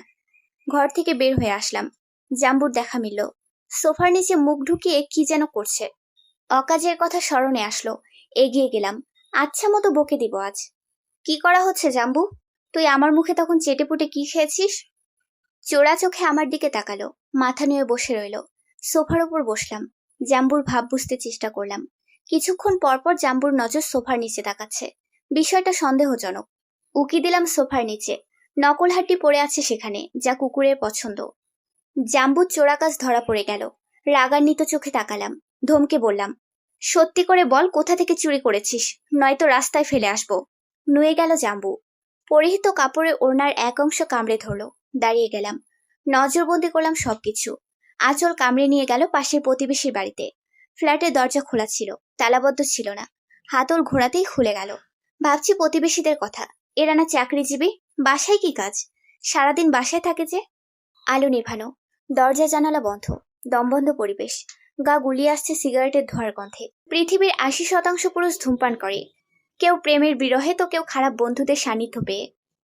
জাম্বু ঘেউ ঘেউ করে উঠল। টনক নড়ল। ধোঁয়ার উৎস খোঁজ করছি। প্রিয়মের ঘর থেকে ধোঁয়া বের হচ্ছে। জাম্বু পিছনে। জানালা খুলে দিলাম। নজর ঘোরালাম চারপাশে। বিছানার পাশে বসা প্রিয়ম। চোখ রক্তিম বর্ণ। ভয় পেলাম। চলে আসা উত্তম মনে করলাম। জাম্বুকে ডাকতেই আঁচল কামড়ে প্রিয়মের নিকট নিয়ে গেল। প্রিয়মের বরাবর দাঁড় করিয়ে গোল গোল করে ঘুরতে লাগলো, যার অর্থ হাড্ডি প্রিয়ম দিয়েছে। বুঝতে পারলাম কথা বলার ইচ্ছে নেই। চলে আসার উদ্যোগ নিলে প্রিয়মের কণ্ঠস্বর কানে আসে। নিজেকে কি মনে করো তুমি সুন্দরী? তোমার রূপে পাগল হবে সব পুরুষ। জ্বলে ওঠে শরীর, রাগে কাঁপতে থাকে অনবরত। ঘৃণা হচ্ছে নিজের ওপর। কেন এসেছিলাম এখানে? যেই মানুষকে এতদিন হৃদয় থেকে চাইতাম, আজ ঘৃণা করি তাকে। তার আচার, স্বভাব, চরিত্র সবকিছুকে ঘৃণা করি। বাস্তবে বা কল্পনায় এই মানুষকে চাই না। উত্তর করলাম, খুবই সাধারণ আমি, কিন্তু অসাধারণ। যার ঘরে যাব উজ্জ্বল করব তার ভবিষ্যৎ। মায়ের কথা, মা আমাকে নিয়ে যা বলে তাই সত্যি হয়। উত্তরখানা পছন্দ হলো না প্রিয়মের। উঠে এসে হাত শক্ত করে ধরল, মুখে লাল আভা, কঠোরস্বরে বলল, চলে যাও এখান থেকে, আর আসবে না। তোমাকে আমি কখনো বিয়ে করব না। হেসে উঠলাম, মনের কথা শুনলাম। ধন্যবাদ। আপনার আগে আমি নিজেই আপনার সাথে সব সম্পর্ক ছিন্ন করলাম। থমকে গেল প্রিয়ম, হাত ছেড়ে দিল তৎক্ষণাৎ। রেগে গেলাম। বাম হাতের অনামিকা আঙুলের আংটির ওপর হাত বুলিয়ে নিলাম। অদেখা সম্পর্কের ইতি টানলাম আংটি খুলে। প্রিয়মের হাতে আংটি জোর করে দিলাম। এতদিন আংটির মালিককে না দেখে মনের এক কোণে জায়গা দিয়েছিলাম, কিন্তু আজ দেখে সব সম্পর্ক ছিন্ন করলাম। আপনাকে না দেখে এতদিন যতটা সম্মান করতাম, এখন স্বচক্ষে দেখে ততটা ঘৃণা করলাম। আর যাই হোক না কেন, আমি আপনার কাছে কখনোই ফিরবো না। আপনার প্রতি অনুভূতি কখনোই জন্মাবে না। চলে আসলাম ফ্ল্যাট থেকে। পেছনে শুনতে পেলাম দরজা লাগানোর জোরালো শব্দ। ধ্যান দিলাম না সেদিকে। লম্বা নিঃশ্বাস ত্যাগ করলাম। আজ থেকে আমি মুক্ত পাখি। আকাশে উড়াল দেব যে কোনো সময়। পৃথিবীতে তুমি একা এসেছো, একাই ফেরত যাবে। কেউ তোমার জন্য অপেক্ষা করবে না। হাতের অনামিকা আঙুলে তাকালাম। 1 বছরে 1 দিনের জন্য খুলিনি আংটিটা। সাদা দাগ বসে রয়েছে। জানি না কবে এই দাগ মুছবে। অনবরত ফোন বেজে চলেছে। মা ঘর থেকে চিল্লিয়ে বলছে, তোর কল এসেছে, 10 বার ফোন দেয়া হয়ে গেছে, তাড়াতাড়ি ধর, নয়তো অপর পাশের মানুষ মরে যাবে। মুখ বাঁকালাম। কিছুক্ষণ আগের কথা ভুলে গেলাম। অচেনা নাম্বার। 10টা মিসড কল। আবারও কল আসলো। রিসিভ করলাম। ম্যাম, আমি জীবন হাসপাতাল থেকে বলছি। রিয়ান নামক রোগী খুব অসুস্থ, দেখতে চাইছে আপনাকে। চিন্তায় পড়লাম, নাম্বার কিভাবে পেল এরা? মনে পড়ে গেল, হাসপাতালে রিয়ানের সাথে দেখা করার সময় ফোন নাম্বার দিতে হয়েছিল। গলা পরিষ্কার করে উত্তর দিলাম। কি হয়েছে ওনার? জ্বর অনেক। আপনার নাম নিচ্ছে। রোগের বাবা হয়ে এসেছেন, ছেলের অবস্থা থেকে উত্তেজিত হচ্ছেন। আপনি কি একবার আসবেন? দেয়াল ঘড়িতে সময় দেখে নিলাম। অপরাহের সময়। সকালে মা এসেছে, মাকে সময় দিতে হবে। এদিকে অজ্ঞান হয়ে যাওয়ার পর কি হয়েছে জানা নেই। ক্ষুধা লেগেছে। সব মিলিয়ে তালগোল পাকিয়ে ফেলেছি। নার্সকে আশ্বস্ত করলাম, বলে দিলাম আসবো। মা এসেছে, খাবারের ঝামেলা নেই। মজার খাবার রান্না করে খাওয়াবে এখন। তৈরি হয়ে নিলাম। সোফায় বসে দুপুরের সহ বিকেলের খাবার খাচ্ছি। মায়ের কণ্ঠস্বর কানে আসে। মা কাউকে বলছে, লজ্জা কিসের? চলে আসো, আমি তোমার মায়ের মতোই। আর শুনতে পেলাম না। মা ঘরে চলে গেলেন।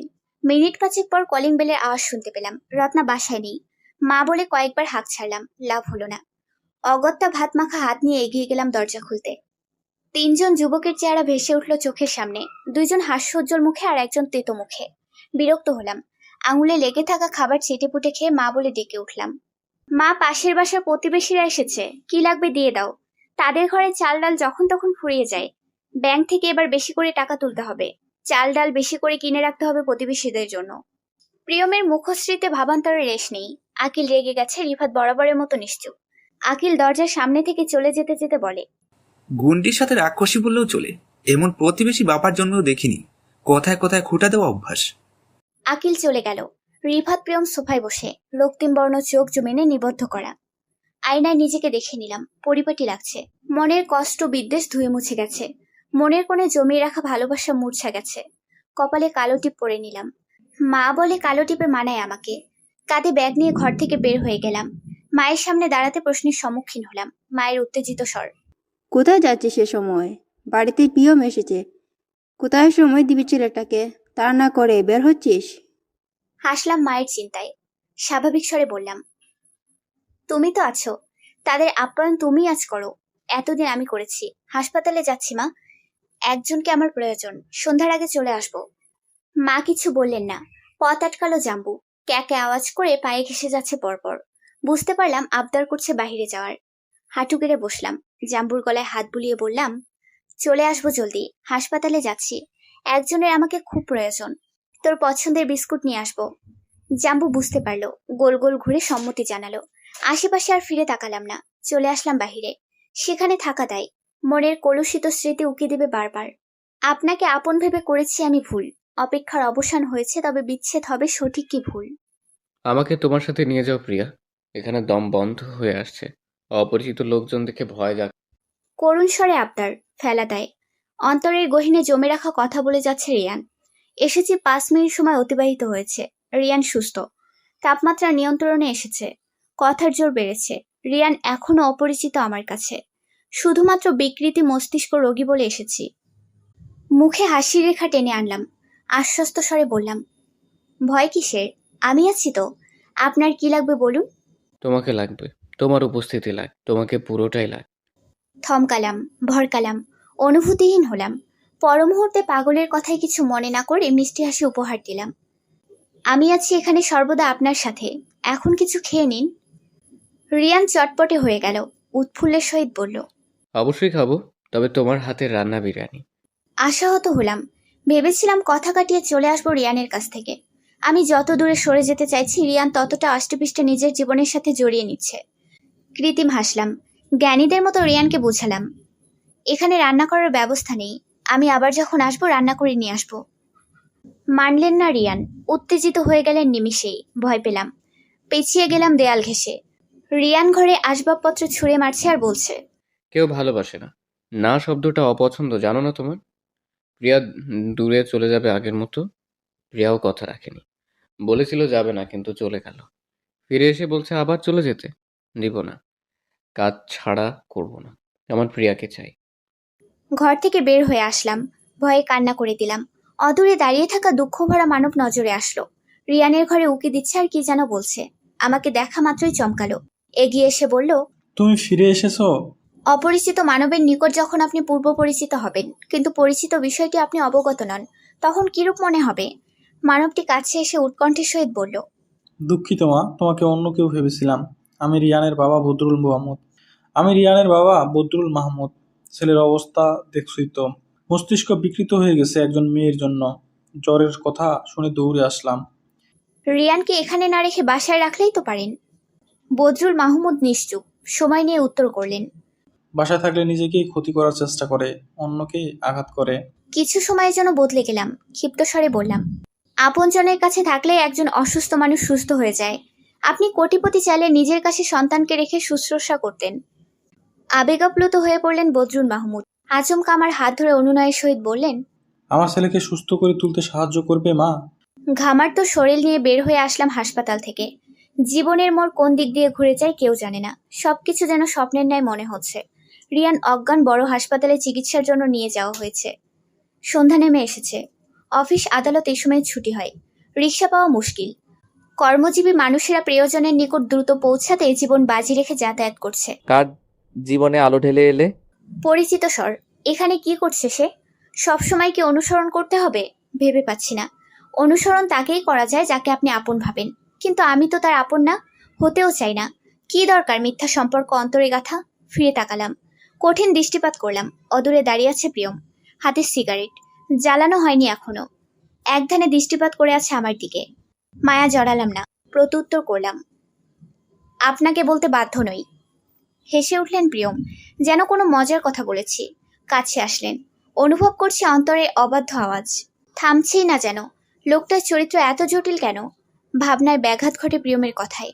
তো কাকে বলবে? রাস্তায় দাঁড়িয়ে যে ভালোবাসি বলে তাকে? রাগ হলো প্রচুর, উত্তর দিতে ইচ্ছে হলো না। রিক্সা ডাকলাম, চড়ে উঠলাম। আপনজনকে কৈফিয়ত দিতে বাধ্য আমি, কিন্তু কোনো পরগাছাকে নয়। রিক্সা ঝাঁকিয়ে উঠল। পাশ ফিরে দৃষ্টিপাত করে দেখলাম প্রিয়ম বসা আমার পাশে। কেঁপে উঠলাম, ভয়ে আড়ষ্ট হয়ে গেলাম। এ কেমন অভদ্রতা শুনি? নাকি প্রতিশোধ নেবে দুপুরের কথায়? উত্তর পেলাম না। আমি আবার কোনো কথা অপূর্ণ রাখি না। উত্তর দাও, নয়তো নামবো না।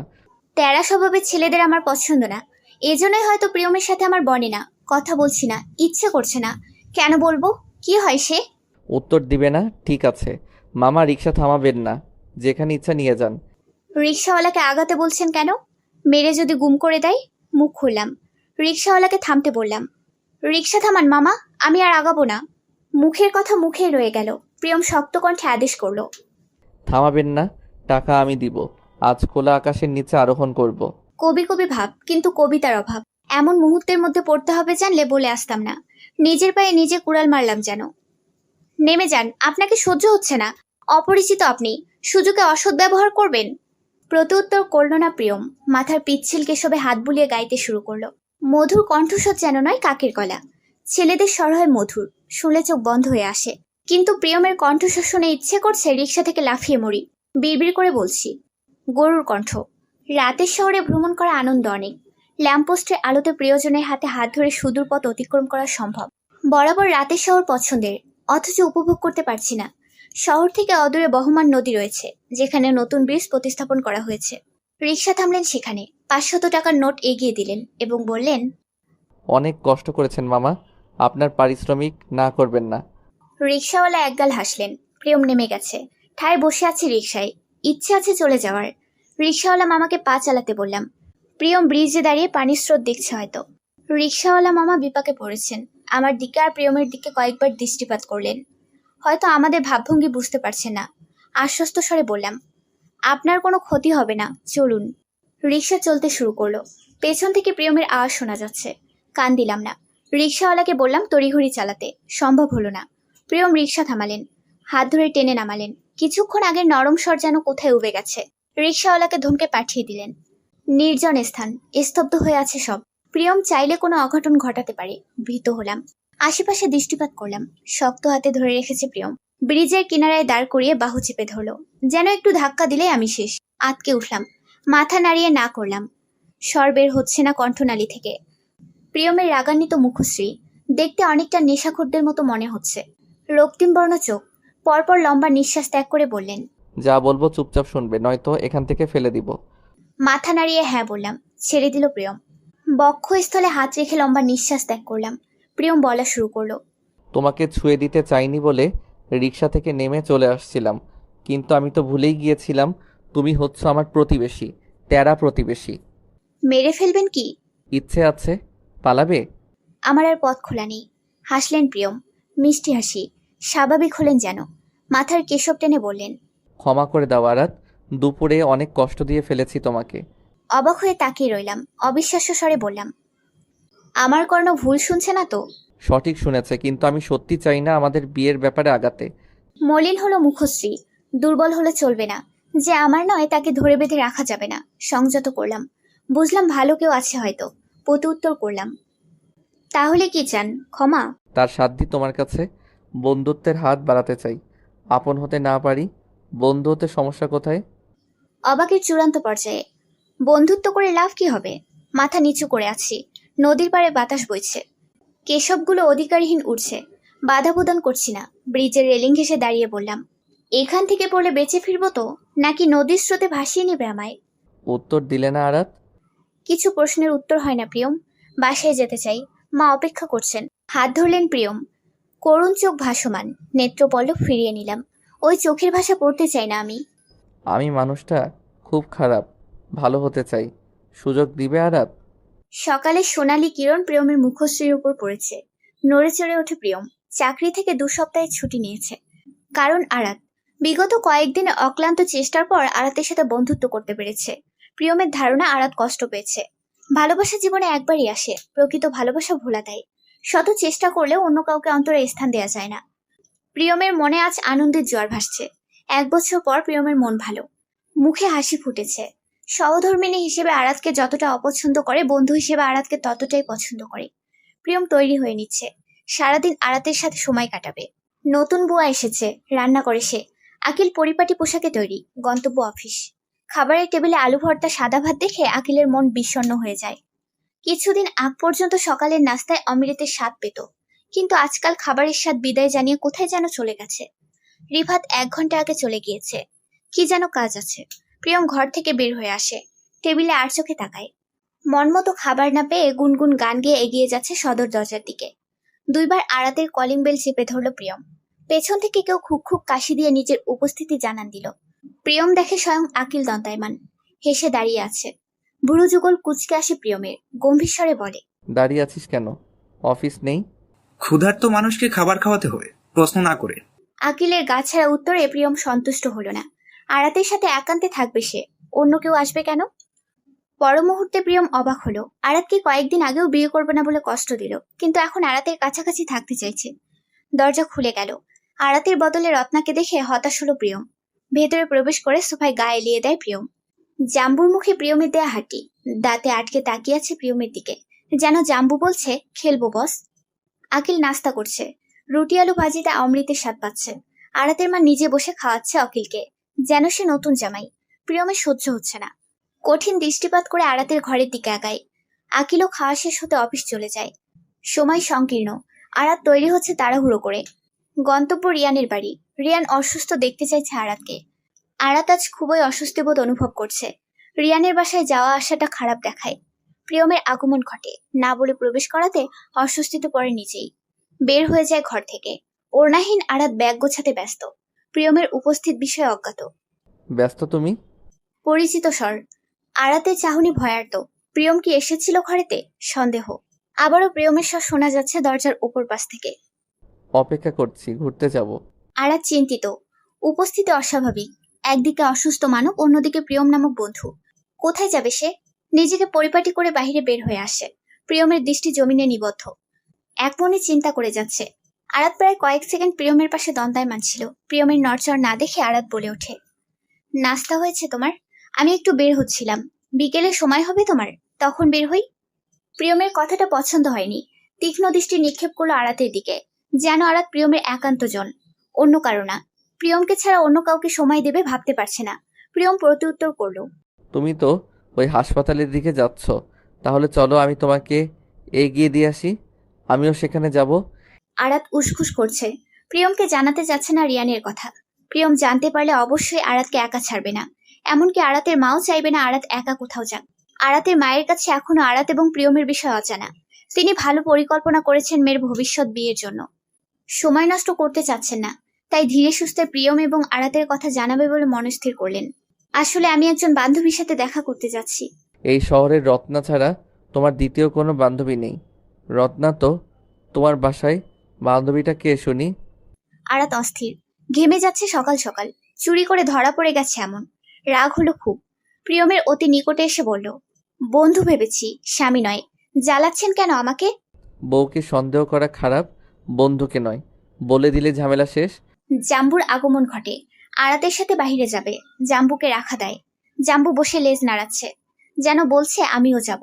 চোরা চোখে প্রিয়মের দিকে তাকালো। জাম্বুর কাছে বসে বলল, তোকে আজ একাই থাকতে হবে। একজন অসুস্থ মানুষকে দেখতে যাচ্ছি, সেখানে তোকে নিলে তুলকালাম ঘটিয়ে ফেলবি। আরাতের মায়ের স্বর ভেসে আসে প্রিয়ম এবং আরাতের কর্ণধারে। তিনি বলছেন, নাস্তা খেয়ে বের হবে দুজন। সামনের সপ্তাহে শপিং করতে হবে।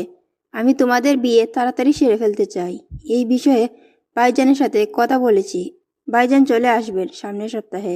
আরাতের কোনো ভাবান্তর হয়নি, কিন্তু প্রিয়ম ভয় পেয়ে যায়। আরাত মায়ের কথা শুনে চোরা চোখে মায়ের দিকে তাকায়। প্রিয়ম আরাতের উদ্দেশ্যে বলে, তুমি এখনো কিছু জানাওনি কেন? জানাবে না তুমি? জানো না আমি কেমন? তোমার সাথে আমার যায় না। তুমি আমার কাছে সুখে থাকবে না? আমরা বন্ধু আছি, বন্ধু থাকি। সময় হলে জানাবো। নাস্তা করি।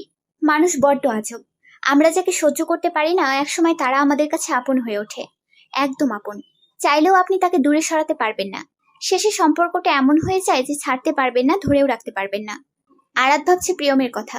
কয়েকদিন আগ পর্যন্ত প্রিয়ম আরাতের চিরশত্রু ছিল, আর এখন খুব ভালো বন্ধু। জীবনে চলার পথে কত মানুষের দেখা মেলে, কেউ আপন হয়ে তো কেউ শত্রু হয়ে। নাস্তা শেষ করে আরাত মাকে এবং জাম্বুকে বিদায় জানিয়ে চলে আসে। বাড়ির সামনে দাঁড়িয়ে রিকশার জন্য অপেক্ষা করছে। প্রিয়মের আগমন ঘটে। আরাতের পাশে দাঁড়িয়ে বলে, আমি খুব একা, আমাকে সঙ্গে নিয়ে যাবে?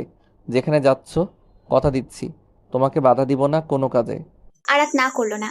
কি হবে না বলে? রিয়ানের সাথে তো কোনো সম্পর্ক নেই আরাতের, যে ভয় পাবে। অগত্যা প্রিয়মকে নিয়ে রওনা হলো রিয়ানের বাসার উদ্দেশ্যে। রিকশার পাশাপাশি বসে আছে দুজন, কথা হচ্ছে না, শুধুমাত্র রিকশার প্যাডেলের আওয়াজ হচ্ছে। পরিবেশটাও শান্ত স্তব্ধ। প্রিয়ম বলে ওঠে, আমাকে কি ভয় পাও? না, বন্ধু বলে নাকি অন্য কারণে? আমি কখনোই ভয় পাইনি আপনাকে। নিজেকে আত্মরক্ষা করার প্রশিক্ষণ আছে আমার। এই জন্যই তো যাকে তাকে অনেক কিছু বলতে পারো।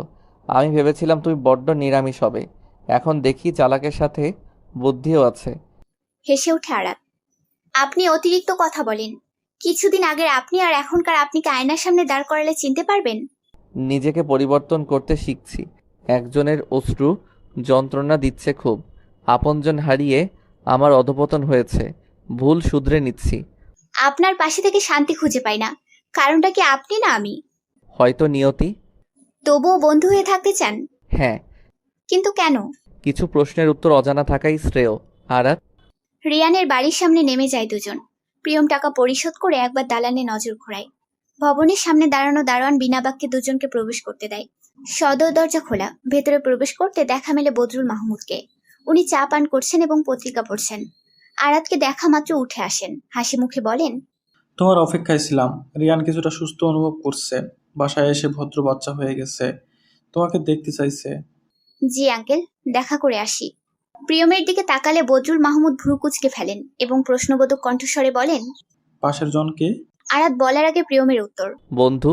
বদরুল সাহেব অবলে সরে গেলেন। কাজের মেয়েকে বললেন রিয়ানের ঘরটা দেখিয়ে দিতে।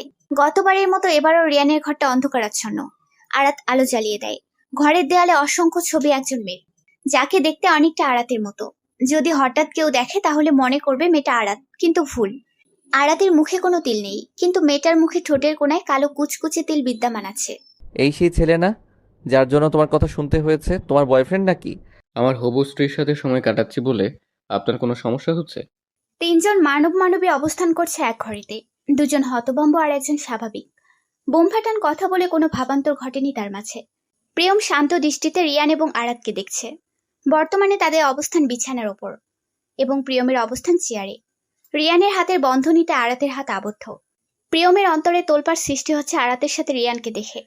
রিয়ানের দৃষ্টি প্রিয়মের ওপর নিবদ্ধ, উৎসুক দৃষ্টিতে প্রিয়মের উত্তরে আসায় তাকিয়ে আছে। আরাত নিশ্চুপ। রিয়ানের ঘরের দেয়ালে টাঙানো মেয়ের কথা ভাবছে। আদৌ কি প্রিয়া নামের কেউ আছে পৃথিবীতে, যাকে দেখতে আরাতের মতো? প্রিয়মের ঝাঁজ কথায় টনক নড়ে। আমার দায়িত্ব পালনে পিছপা হয়নি কখনো। আরাত আমার দায়িত্ব। আমার আপনজন, অধিকার আছে হাত ধরার। ছবির জনকে? বিকৃতি মস্তিষ্ক রোগীর সাথে কথা বলা আর সময় নষ্ট করা একই। প্রিয়ম উঠে দাঁড়ায়। রিয়ানের উত্তরে আশা করছে না। দেয়ালে বাধাই করা মেয়েটার প্রতিচ্ছবিতে গভীর দৃষ্টিপাত করলো। গায়ের রং সাদা, মাথার কেশব ঘন কালো, সাদা ধবধবে দাঁত দেখে বাধাই করা মনে হচ্ছে। এ যেন কোনো চিত্রশিল্পের নিখাত শিল্প। উত্তর আসে রিয়ানের। আমার প্রিয়ার ছবি। প্রিয়ম নিজেই ছবি দেখছে। এক এক করে সব ছবি দেখা শেষ করে রিয়ানের উদ্দেশ্যে বলে, তোমার প্রিয় ঠোঁটের উপর কালো কুচকুচে সুন্দর একটা তিল বিদ্যমান আছে, যা আরাতের ঠোঁটের উপর নেই। রিয়ান আরাতের দিকে তাকায়। ঠোঁটের উপর কোনো কালো তিল বিদ্যমান নেই। রিয়ান প্রিয়ার এই তিলটা বড্ড পছন্দ করত। কখনো তিলের ওপর আঙুল ছুঁয়ে দিত, আবার কখনো টুপ করে চুমু এঁকে দিত। কিন্তু এখন সেটা কোথায়? রিয়ানের বিচলিত কণ্ঠস্বর শোনা গেল তৎক্ষণাৎ। তুমি কি তিল উঠিয়ে ফেলেছ? কেন করলে আমার প্রিয়া? আমি তোমার ওই তিলটাকে খুব পছন্দ করি। তুমি কয়েকদিনে সব ভুলে গেলে। রিয়ানের সাথে আরাতের 2 থেকে একটা কথা হয় দেখা হলে। আরাত প্রত্যুত্তরে বলল, আমি আপনার প্রিয়া না, আমি আপনার বন্ধু। না, তবে আমার প্রিয়া, শুধু আমার প্রিয়া। কয়েকদিন পরে আমাদের বিয়ে হবে, সংসার হবে, বাচ্চা কাচ্চা হবে। তুমি এসব কি বলছো প্রিয়া? বিষম খেল প্রিয়ম। বিড়বিড় করে বলছে, পাগল ছেলেটা এত দূর চলে গিয়েছে। আরাত রিয়ানের পাশ থেকে উঠে এসেছে। পানি এগিয়ে দিল প্রিয়মকে। ঢকঢক করে পানি পান করে করুণ চোখে তাকালো আরাতের দিকে। আরাত কিছু বলছে না প্রিয়মকে। কিছু বলতে ইচ্ছে করছে না। কেন বলবে? প্রিয়ম তো আরাতের কিছু হয় না। সব সম্পর্ক তো কয়েক পলকেই শেষ করে ফেলেছে মানুষটা। তাহলে এখন কেন তার চোখে অসহায় চিহ্ন দেখা যায়? তোমরা কি দুজন দুজনকে ভালোবাসো? চমকে যায় দুজন। ছিটকে সরে যায় আরাত অপর প্রান্তে। প্রশ্নের উত্তর কি দেবে?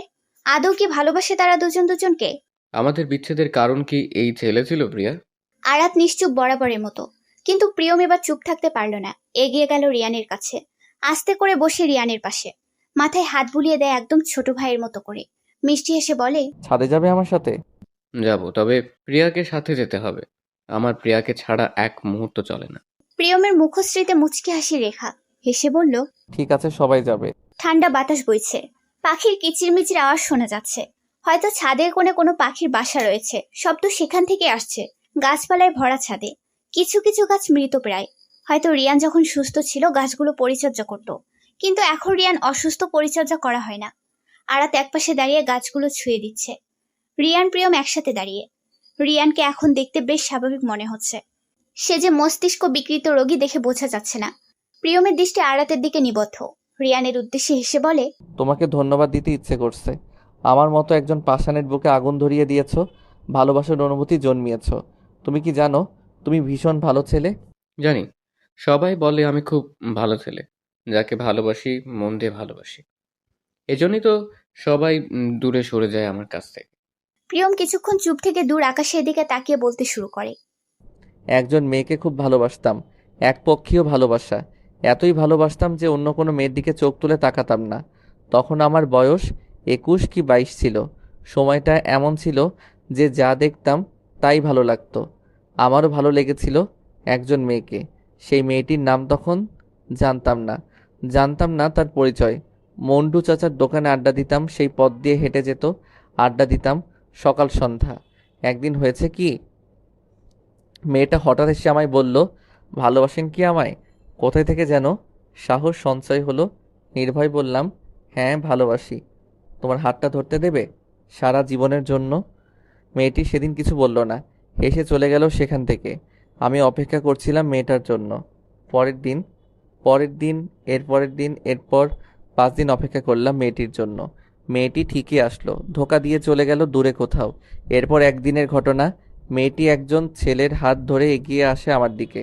প্রিয়, তোমার হাত অন্য ছেলে ধরে আছে, তা দেখলে যে কেউ রাগ করবে। অন্য ছেলের হাত ধরে রেখেছে, সহ্য করতে পারলাম না। পানি পান করছিলাম তখন, রাগের শক্ত করে ধরলাম, গ্লাস ভেঙে গেল। মুহূর্তে নিজেকে সান্ত্বনা দিলাম, হয়তো ভাই হতে পারে, হাসছে আমার বিচারের জন্য। কিন্তু আমার ধারণা ভুল, কথিত বয়ফ্রেন্ড ছিল মেয়েটির সাথে। হৃদয় ভেঙে গেল। তখন থেকে মেয়েদের ঘৃণা করতাম, খুব ঘৃণা করতাম। কয়েক বছর পরের ঘটনা, মা আমাকে না জানিয়ে একজন মেয়ের সাথে আমার বিবাহ ঠিক করে এবং সেদিনই আংটি পরিয়ে দিয়ে আসে। বাসায় এসে যখন আমাকে বলে, তখনই চলে এলাম বাড়ি ছেড়ে, মাকে ছেড়ে। শহরে গড়ে তুললাম নিজের বাসস্থান। 1 বছর হতে না হতে মা চলে গেল পরপারে। রেগে গেলাম। সেই মেয়েটার জন্য মায়ের সাথে 1 বছর সম্পর্ক ছিন্ন করেছিলাম। জেদ চেপে ধরল অন্তরের গহীনে। সেই মেয়েটার জন্য রাগ ক্ষোভ সৃষ্টি হলো। তখনই পণ করি, মেয়েটার সামনে আসলে খুব কষ্ট দিব, যন্ত্রণা দিব, বিষাক্ত যন্ত্রণা। যন্ত্রণার আগুনে পুড়ে ফেলবো। মেয়েটি যখন সামনে আসলো চিনে ফেললাম, খারাপ ব্যবহার করলাম পদে পদে, অপমান করলাম মেয়েটাকে। শেষে কি করলাম? বাধ্য করলাম মেয়েটার সম্পর্ক ছিন্ন করতে। মেয়েটা তাই করলো। সম্পর্ক ছিন্ন করে মেয়েটা চলে গেল। তুমি কি জানো মেয়েটিকে, যাকে এত কষ্ট দিলাম? রিয়ানকে দেখে এখন স্বাভাবিক মনে হচ্ছে। গভীর মনোযোগ সহকারে একজন ব্যর্থ মানুষের গল্প শুনছিল, জীবনের গল্প, প্রেমের গল্প। কথা শেষ হতে রিয়ান বলে, কে সেই মেয়ে? তুমি যাকে প্রিয়া বলে ডাকো সেই মেয়ে। তবে এই মেয়ে তোমার প্রিয় না। প্রিয়া আরাতের মতো অনেকটা দেখতে। আপনি কি কোনোভাবে বলতে যাচ্ছেন আমি তাকে ভুলে যাই? সম্ভব না।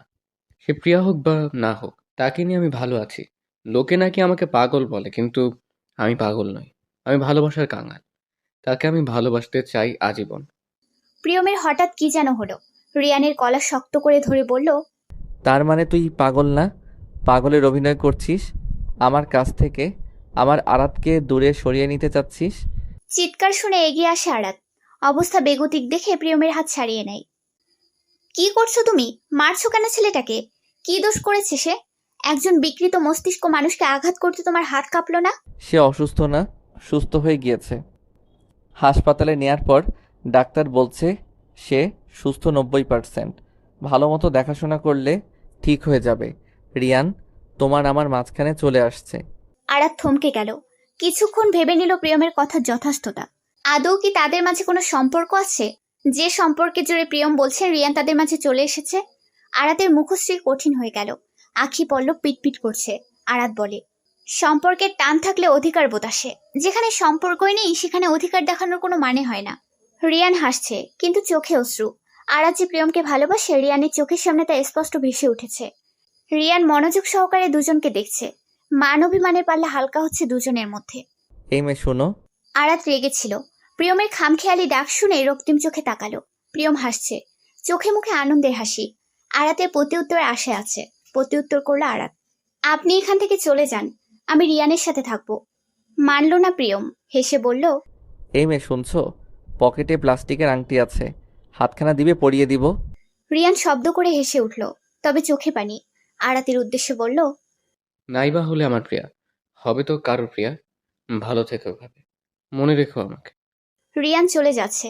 পেছনে রেখে যায় হতভম্ব আরাতকে। স্তম্ভিত ফিরে আসলো আরাতের। রিয়ান বলে পিছু ডেকে নেয়। উত্তর দেয় রিয়ান, আমি পাগল নই, পাগল ছিলামও না কখনো। একাকী থেকে প্রিয়াকে স্মরণ করতাম, স্মৃতিচারণ করতাম অতীতের মিষ্টি দিনগুলো। বর্তমানে ঠিক আছি, তোমাদের জন্য দোয়া করছি। আরাতের বোধগম্য হলো না, প্রিয়মের সাথে থাকতেও ইচ্ছে করলো না। চলে আসার জন্য উদ্যোগ নিল। কলিং বেলের আওয়াজে অতিষ্ঠ আমাদের জাম্বু আয়েশ করে খাবার খাচ্ছিল। আরাতের মায়ের হাতে জাদু আছে, ঘাস পাতা লতা যাই রান্না করুক না কেন জাম্বুর খুব পছন্দের। দরজার ওই পাশের মানুষের যেন সহ্য হলো না। খাওয়া রেখে জাম্বু এগিয়ে গেল দরজার কাছে। ঘেউ ঘেউ আওয়াজে 2-3 বার ডাক দিল। ওই পাশের মানুষকে বোঝালো যে আমি আছি। আরাতের মা এসে দরজা খুলে দিলেন। অবাক হয়ে তাকিয়ে রইলেন দরজায় দাঁড়ানো মানুষদের দেখে। চিৎকার করে ডাক দিলেন রত্না বলে। রত্না আচার খাচ্ছিল। আন্টির ডাক শুনে দরজার সামনে আসতেই হাত থেকে কাছে আচারের বয়ম ঠাস করে পড়ে যায়। দরজার ওই পাশে দাঁড়িয়ে আছে আরাত এবং প্রিয়ম। স্বাভাবিকভাবে দাঁড়িয়ে থাকলে একটা কথা ছিল, কিন্তু তারা দাঁড়িয়ে আছে একজন আরেকজনের কোলে চড়ে। দুজনের গলায় গোলাপ ফুলের মালা দেখে মনে হচ্ছে সদ্য বিবাহিত দম্পতি। একজনের মুখে হাসি, অপরজন বেজায় বেজার। হাসি মুখে মানুষ, মানে প্রিয়ম আরাতের মায়ের উদ্দেশ্যে বলল, ভেতরে আসতে বলবে না? শাশুড়ি মা, তোমার মনের আশা পূরণ করে এসেছি। তোমার মেয়েকে জোর করে বিয়ে করে নিয়ে এসেছি। ঝামেলা কম, কাজ খতম। হতভম্ব সবাই। সকলের পাশ কাটিয়ে প্রিয়ম প্রবেশ করলো। জাম্বু আরাতের বিষয়ে খুবই সতর্ক। আরাতকে কোলে দেখে ঘেউ ঘেউ করে আওয়াজ করে উঠল, যেন প্রিয়মকে এখনই কামড়ে দেবে। আরাতকে সোফায় বসিয়ে আয়েশ করে নিজেও সোফায় বসলো। জাম্বুর দিকে তাকিয়ে দুষ্ট হেসে বলল, কিরে জাম্বুরা, আবার কি আমাকে কামড়ে দেবে? এবার শত কামড়ালেও লাভ হবে না। ইঞ্জেকশন যা দেওয়ার দিয়েছে। তোর মতো আরও 50টা কুকুর যদি আমাকে কামড়ে দেয় তবুও আমার কিছুই হবে না। আজকে আমি খুবই খুশি। এই খুশিতে তোর জন্য একটা জাম্বুরা নিয়ে আসবো। সুন্দর জাম্বুরি, জাম্বুরার জাম্বুরি। তোদের কি হয়েছে রে? আর গলায় মালা দিয়ে ঘুরছিস কেন? আরাতের মায়ের কথা শুনে প্রিয়ম বলল, বিয়ে করেছি তোমার মেয়েকে। 1 সপ্তাহের জন্য তর সইছিল না, তাড়াতাড়ি কাজ সেরে ফেললাম, ভালো করেছি না? আরাতের মা খুশি হলেন। চলে গেলেন প্রিয়মের বাবাকে খুশির খবর জানাতে। এদিকে রাগ করে আরাত চলে গেল নিজের ঘরে।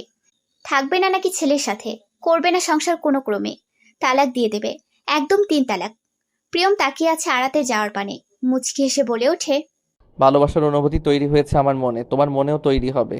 অপেক্ষা করছি সেদিনের, যেদিন এসে বলবে, হে প্রিয়তম, এসেছি সশরীরে হৃদয় দিতে তোমার কাছে। আপন করে নিবে। অন্তরে অনুরক্তির অনুভূতি যে জন্মেছে তোমার জন্য, শুধু তোমার জন্য। সমাপ্ত।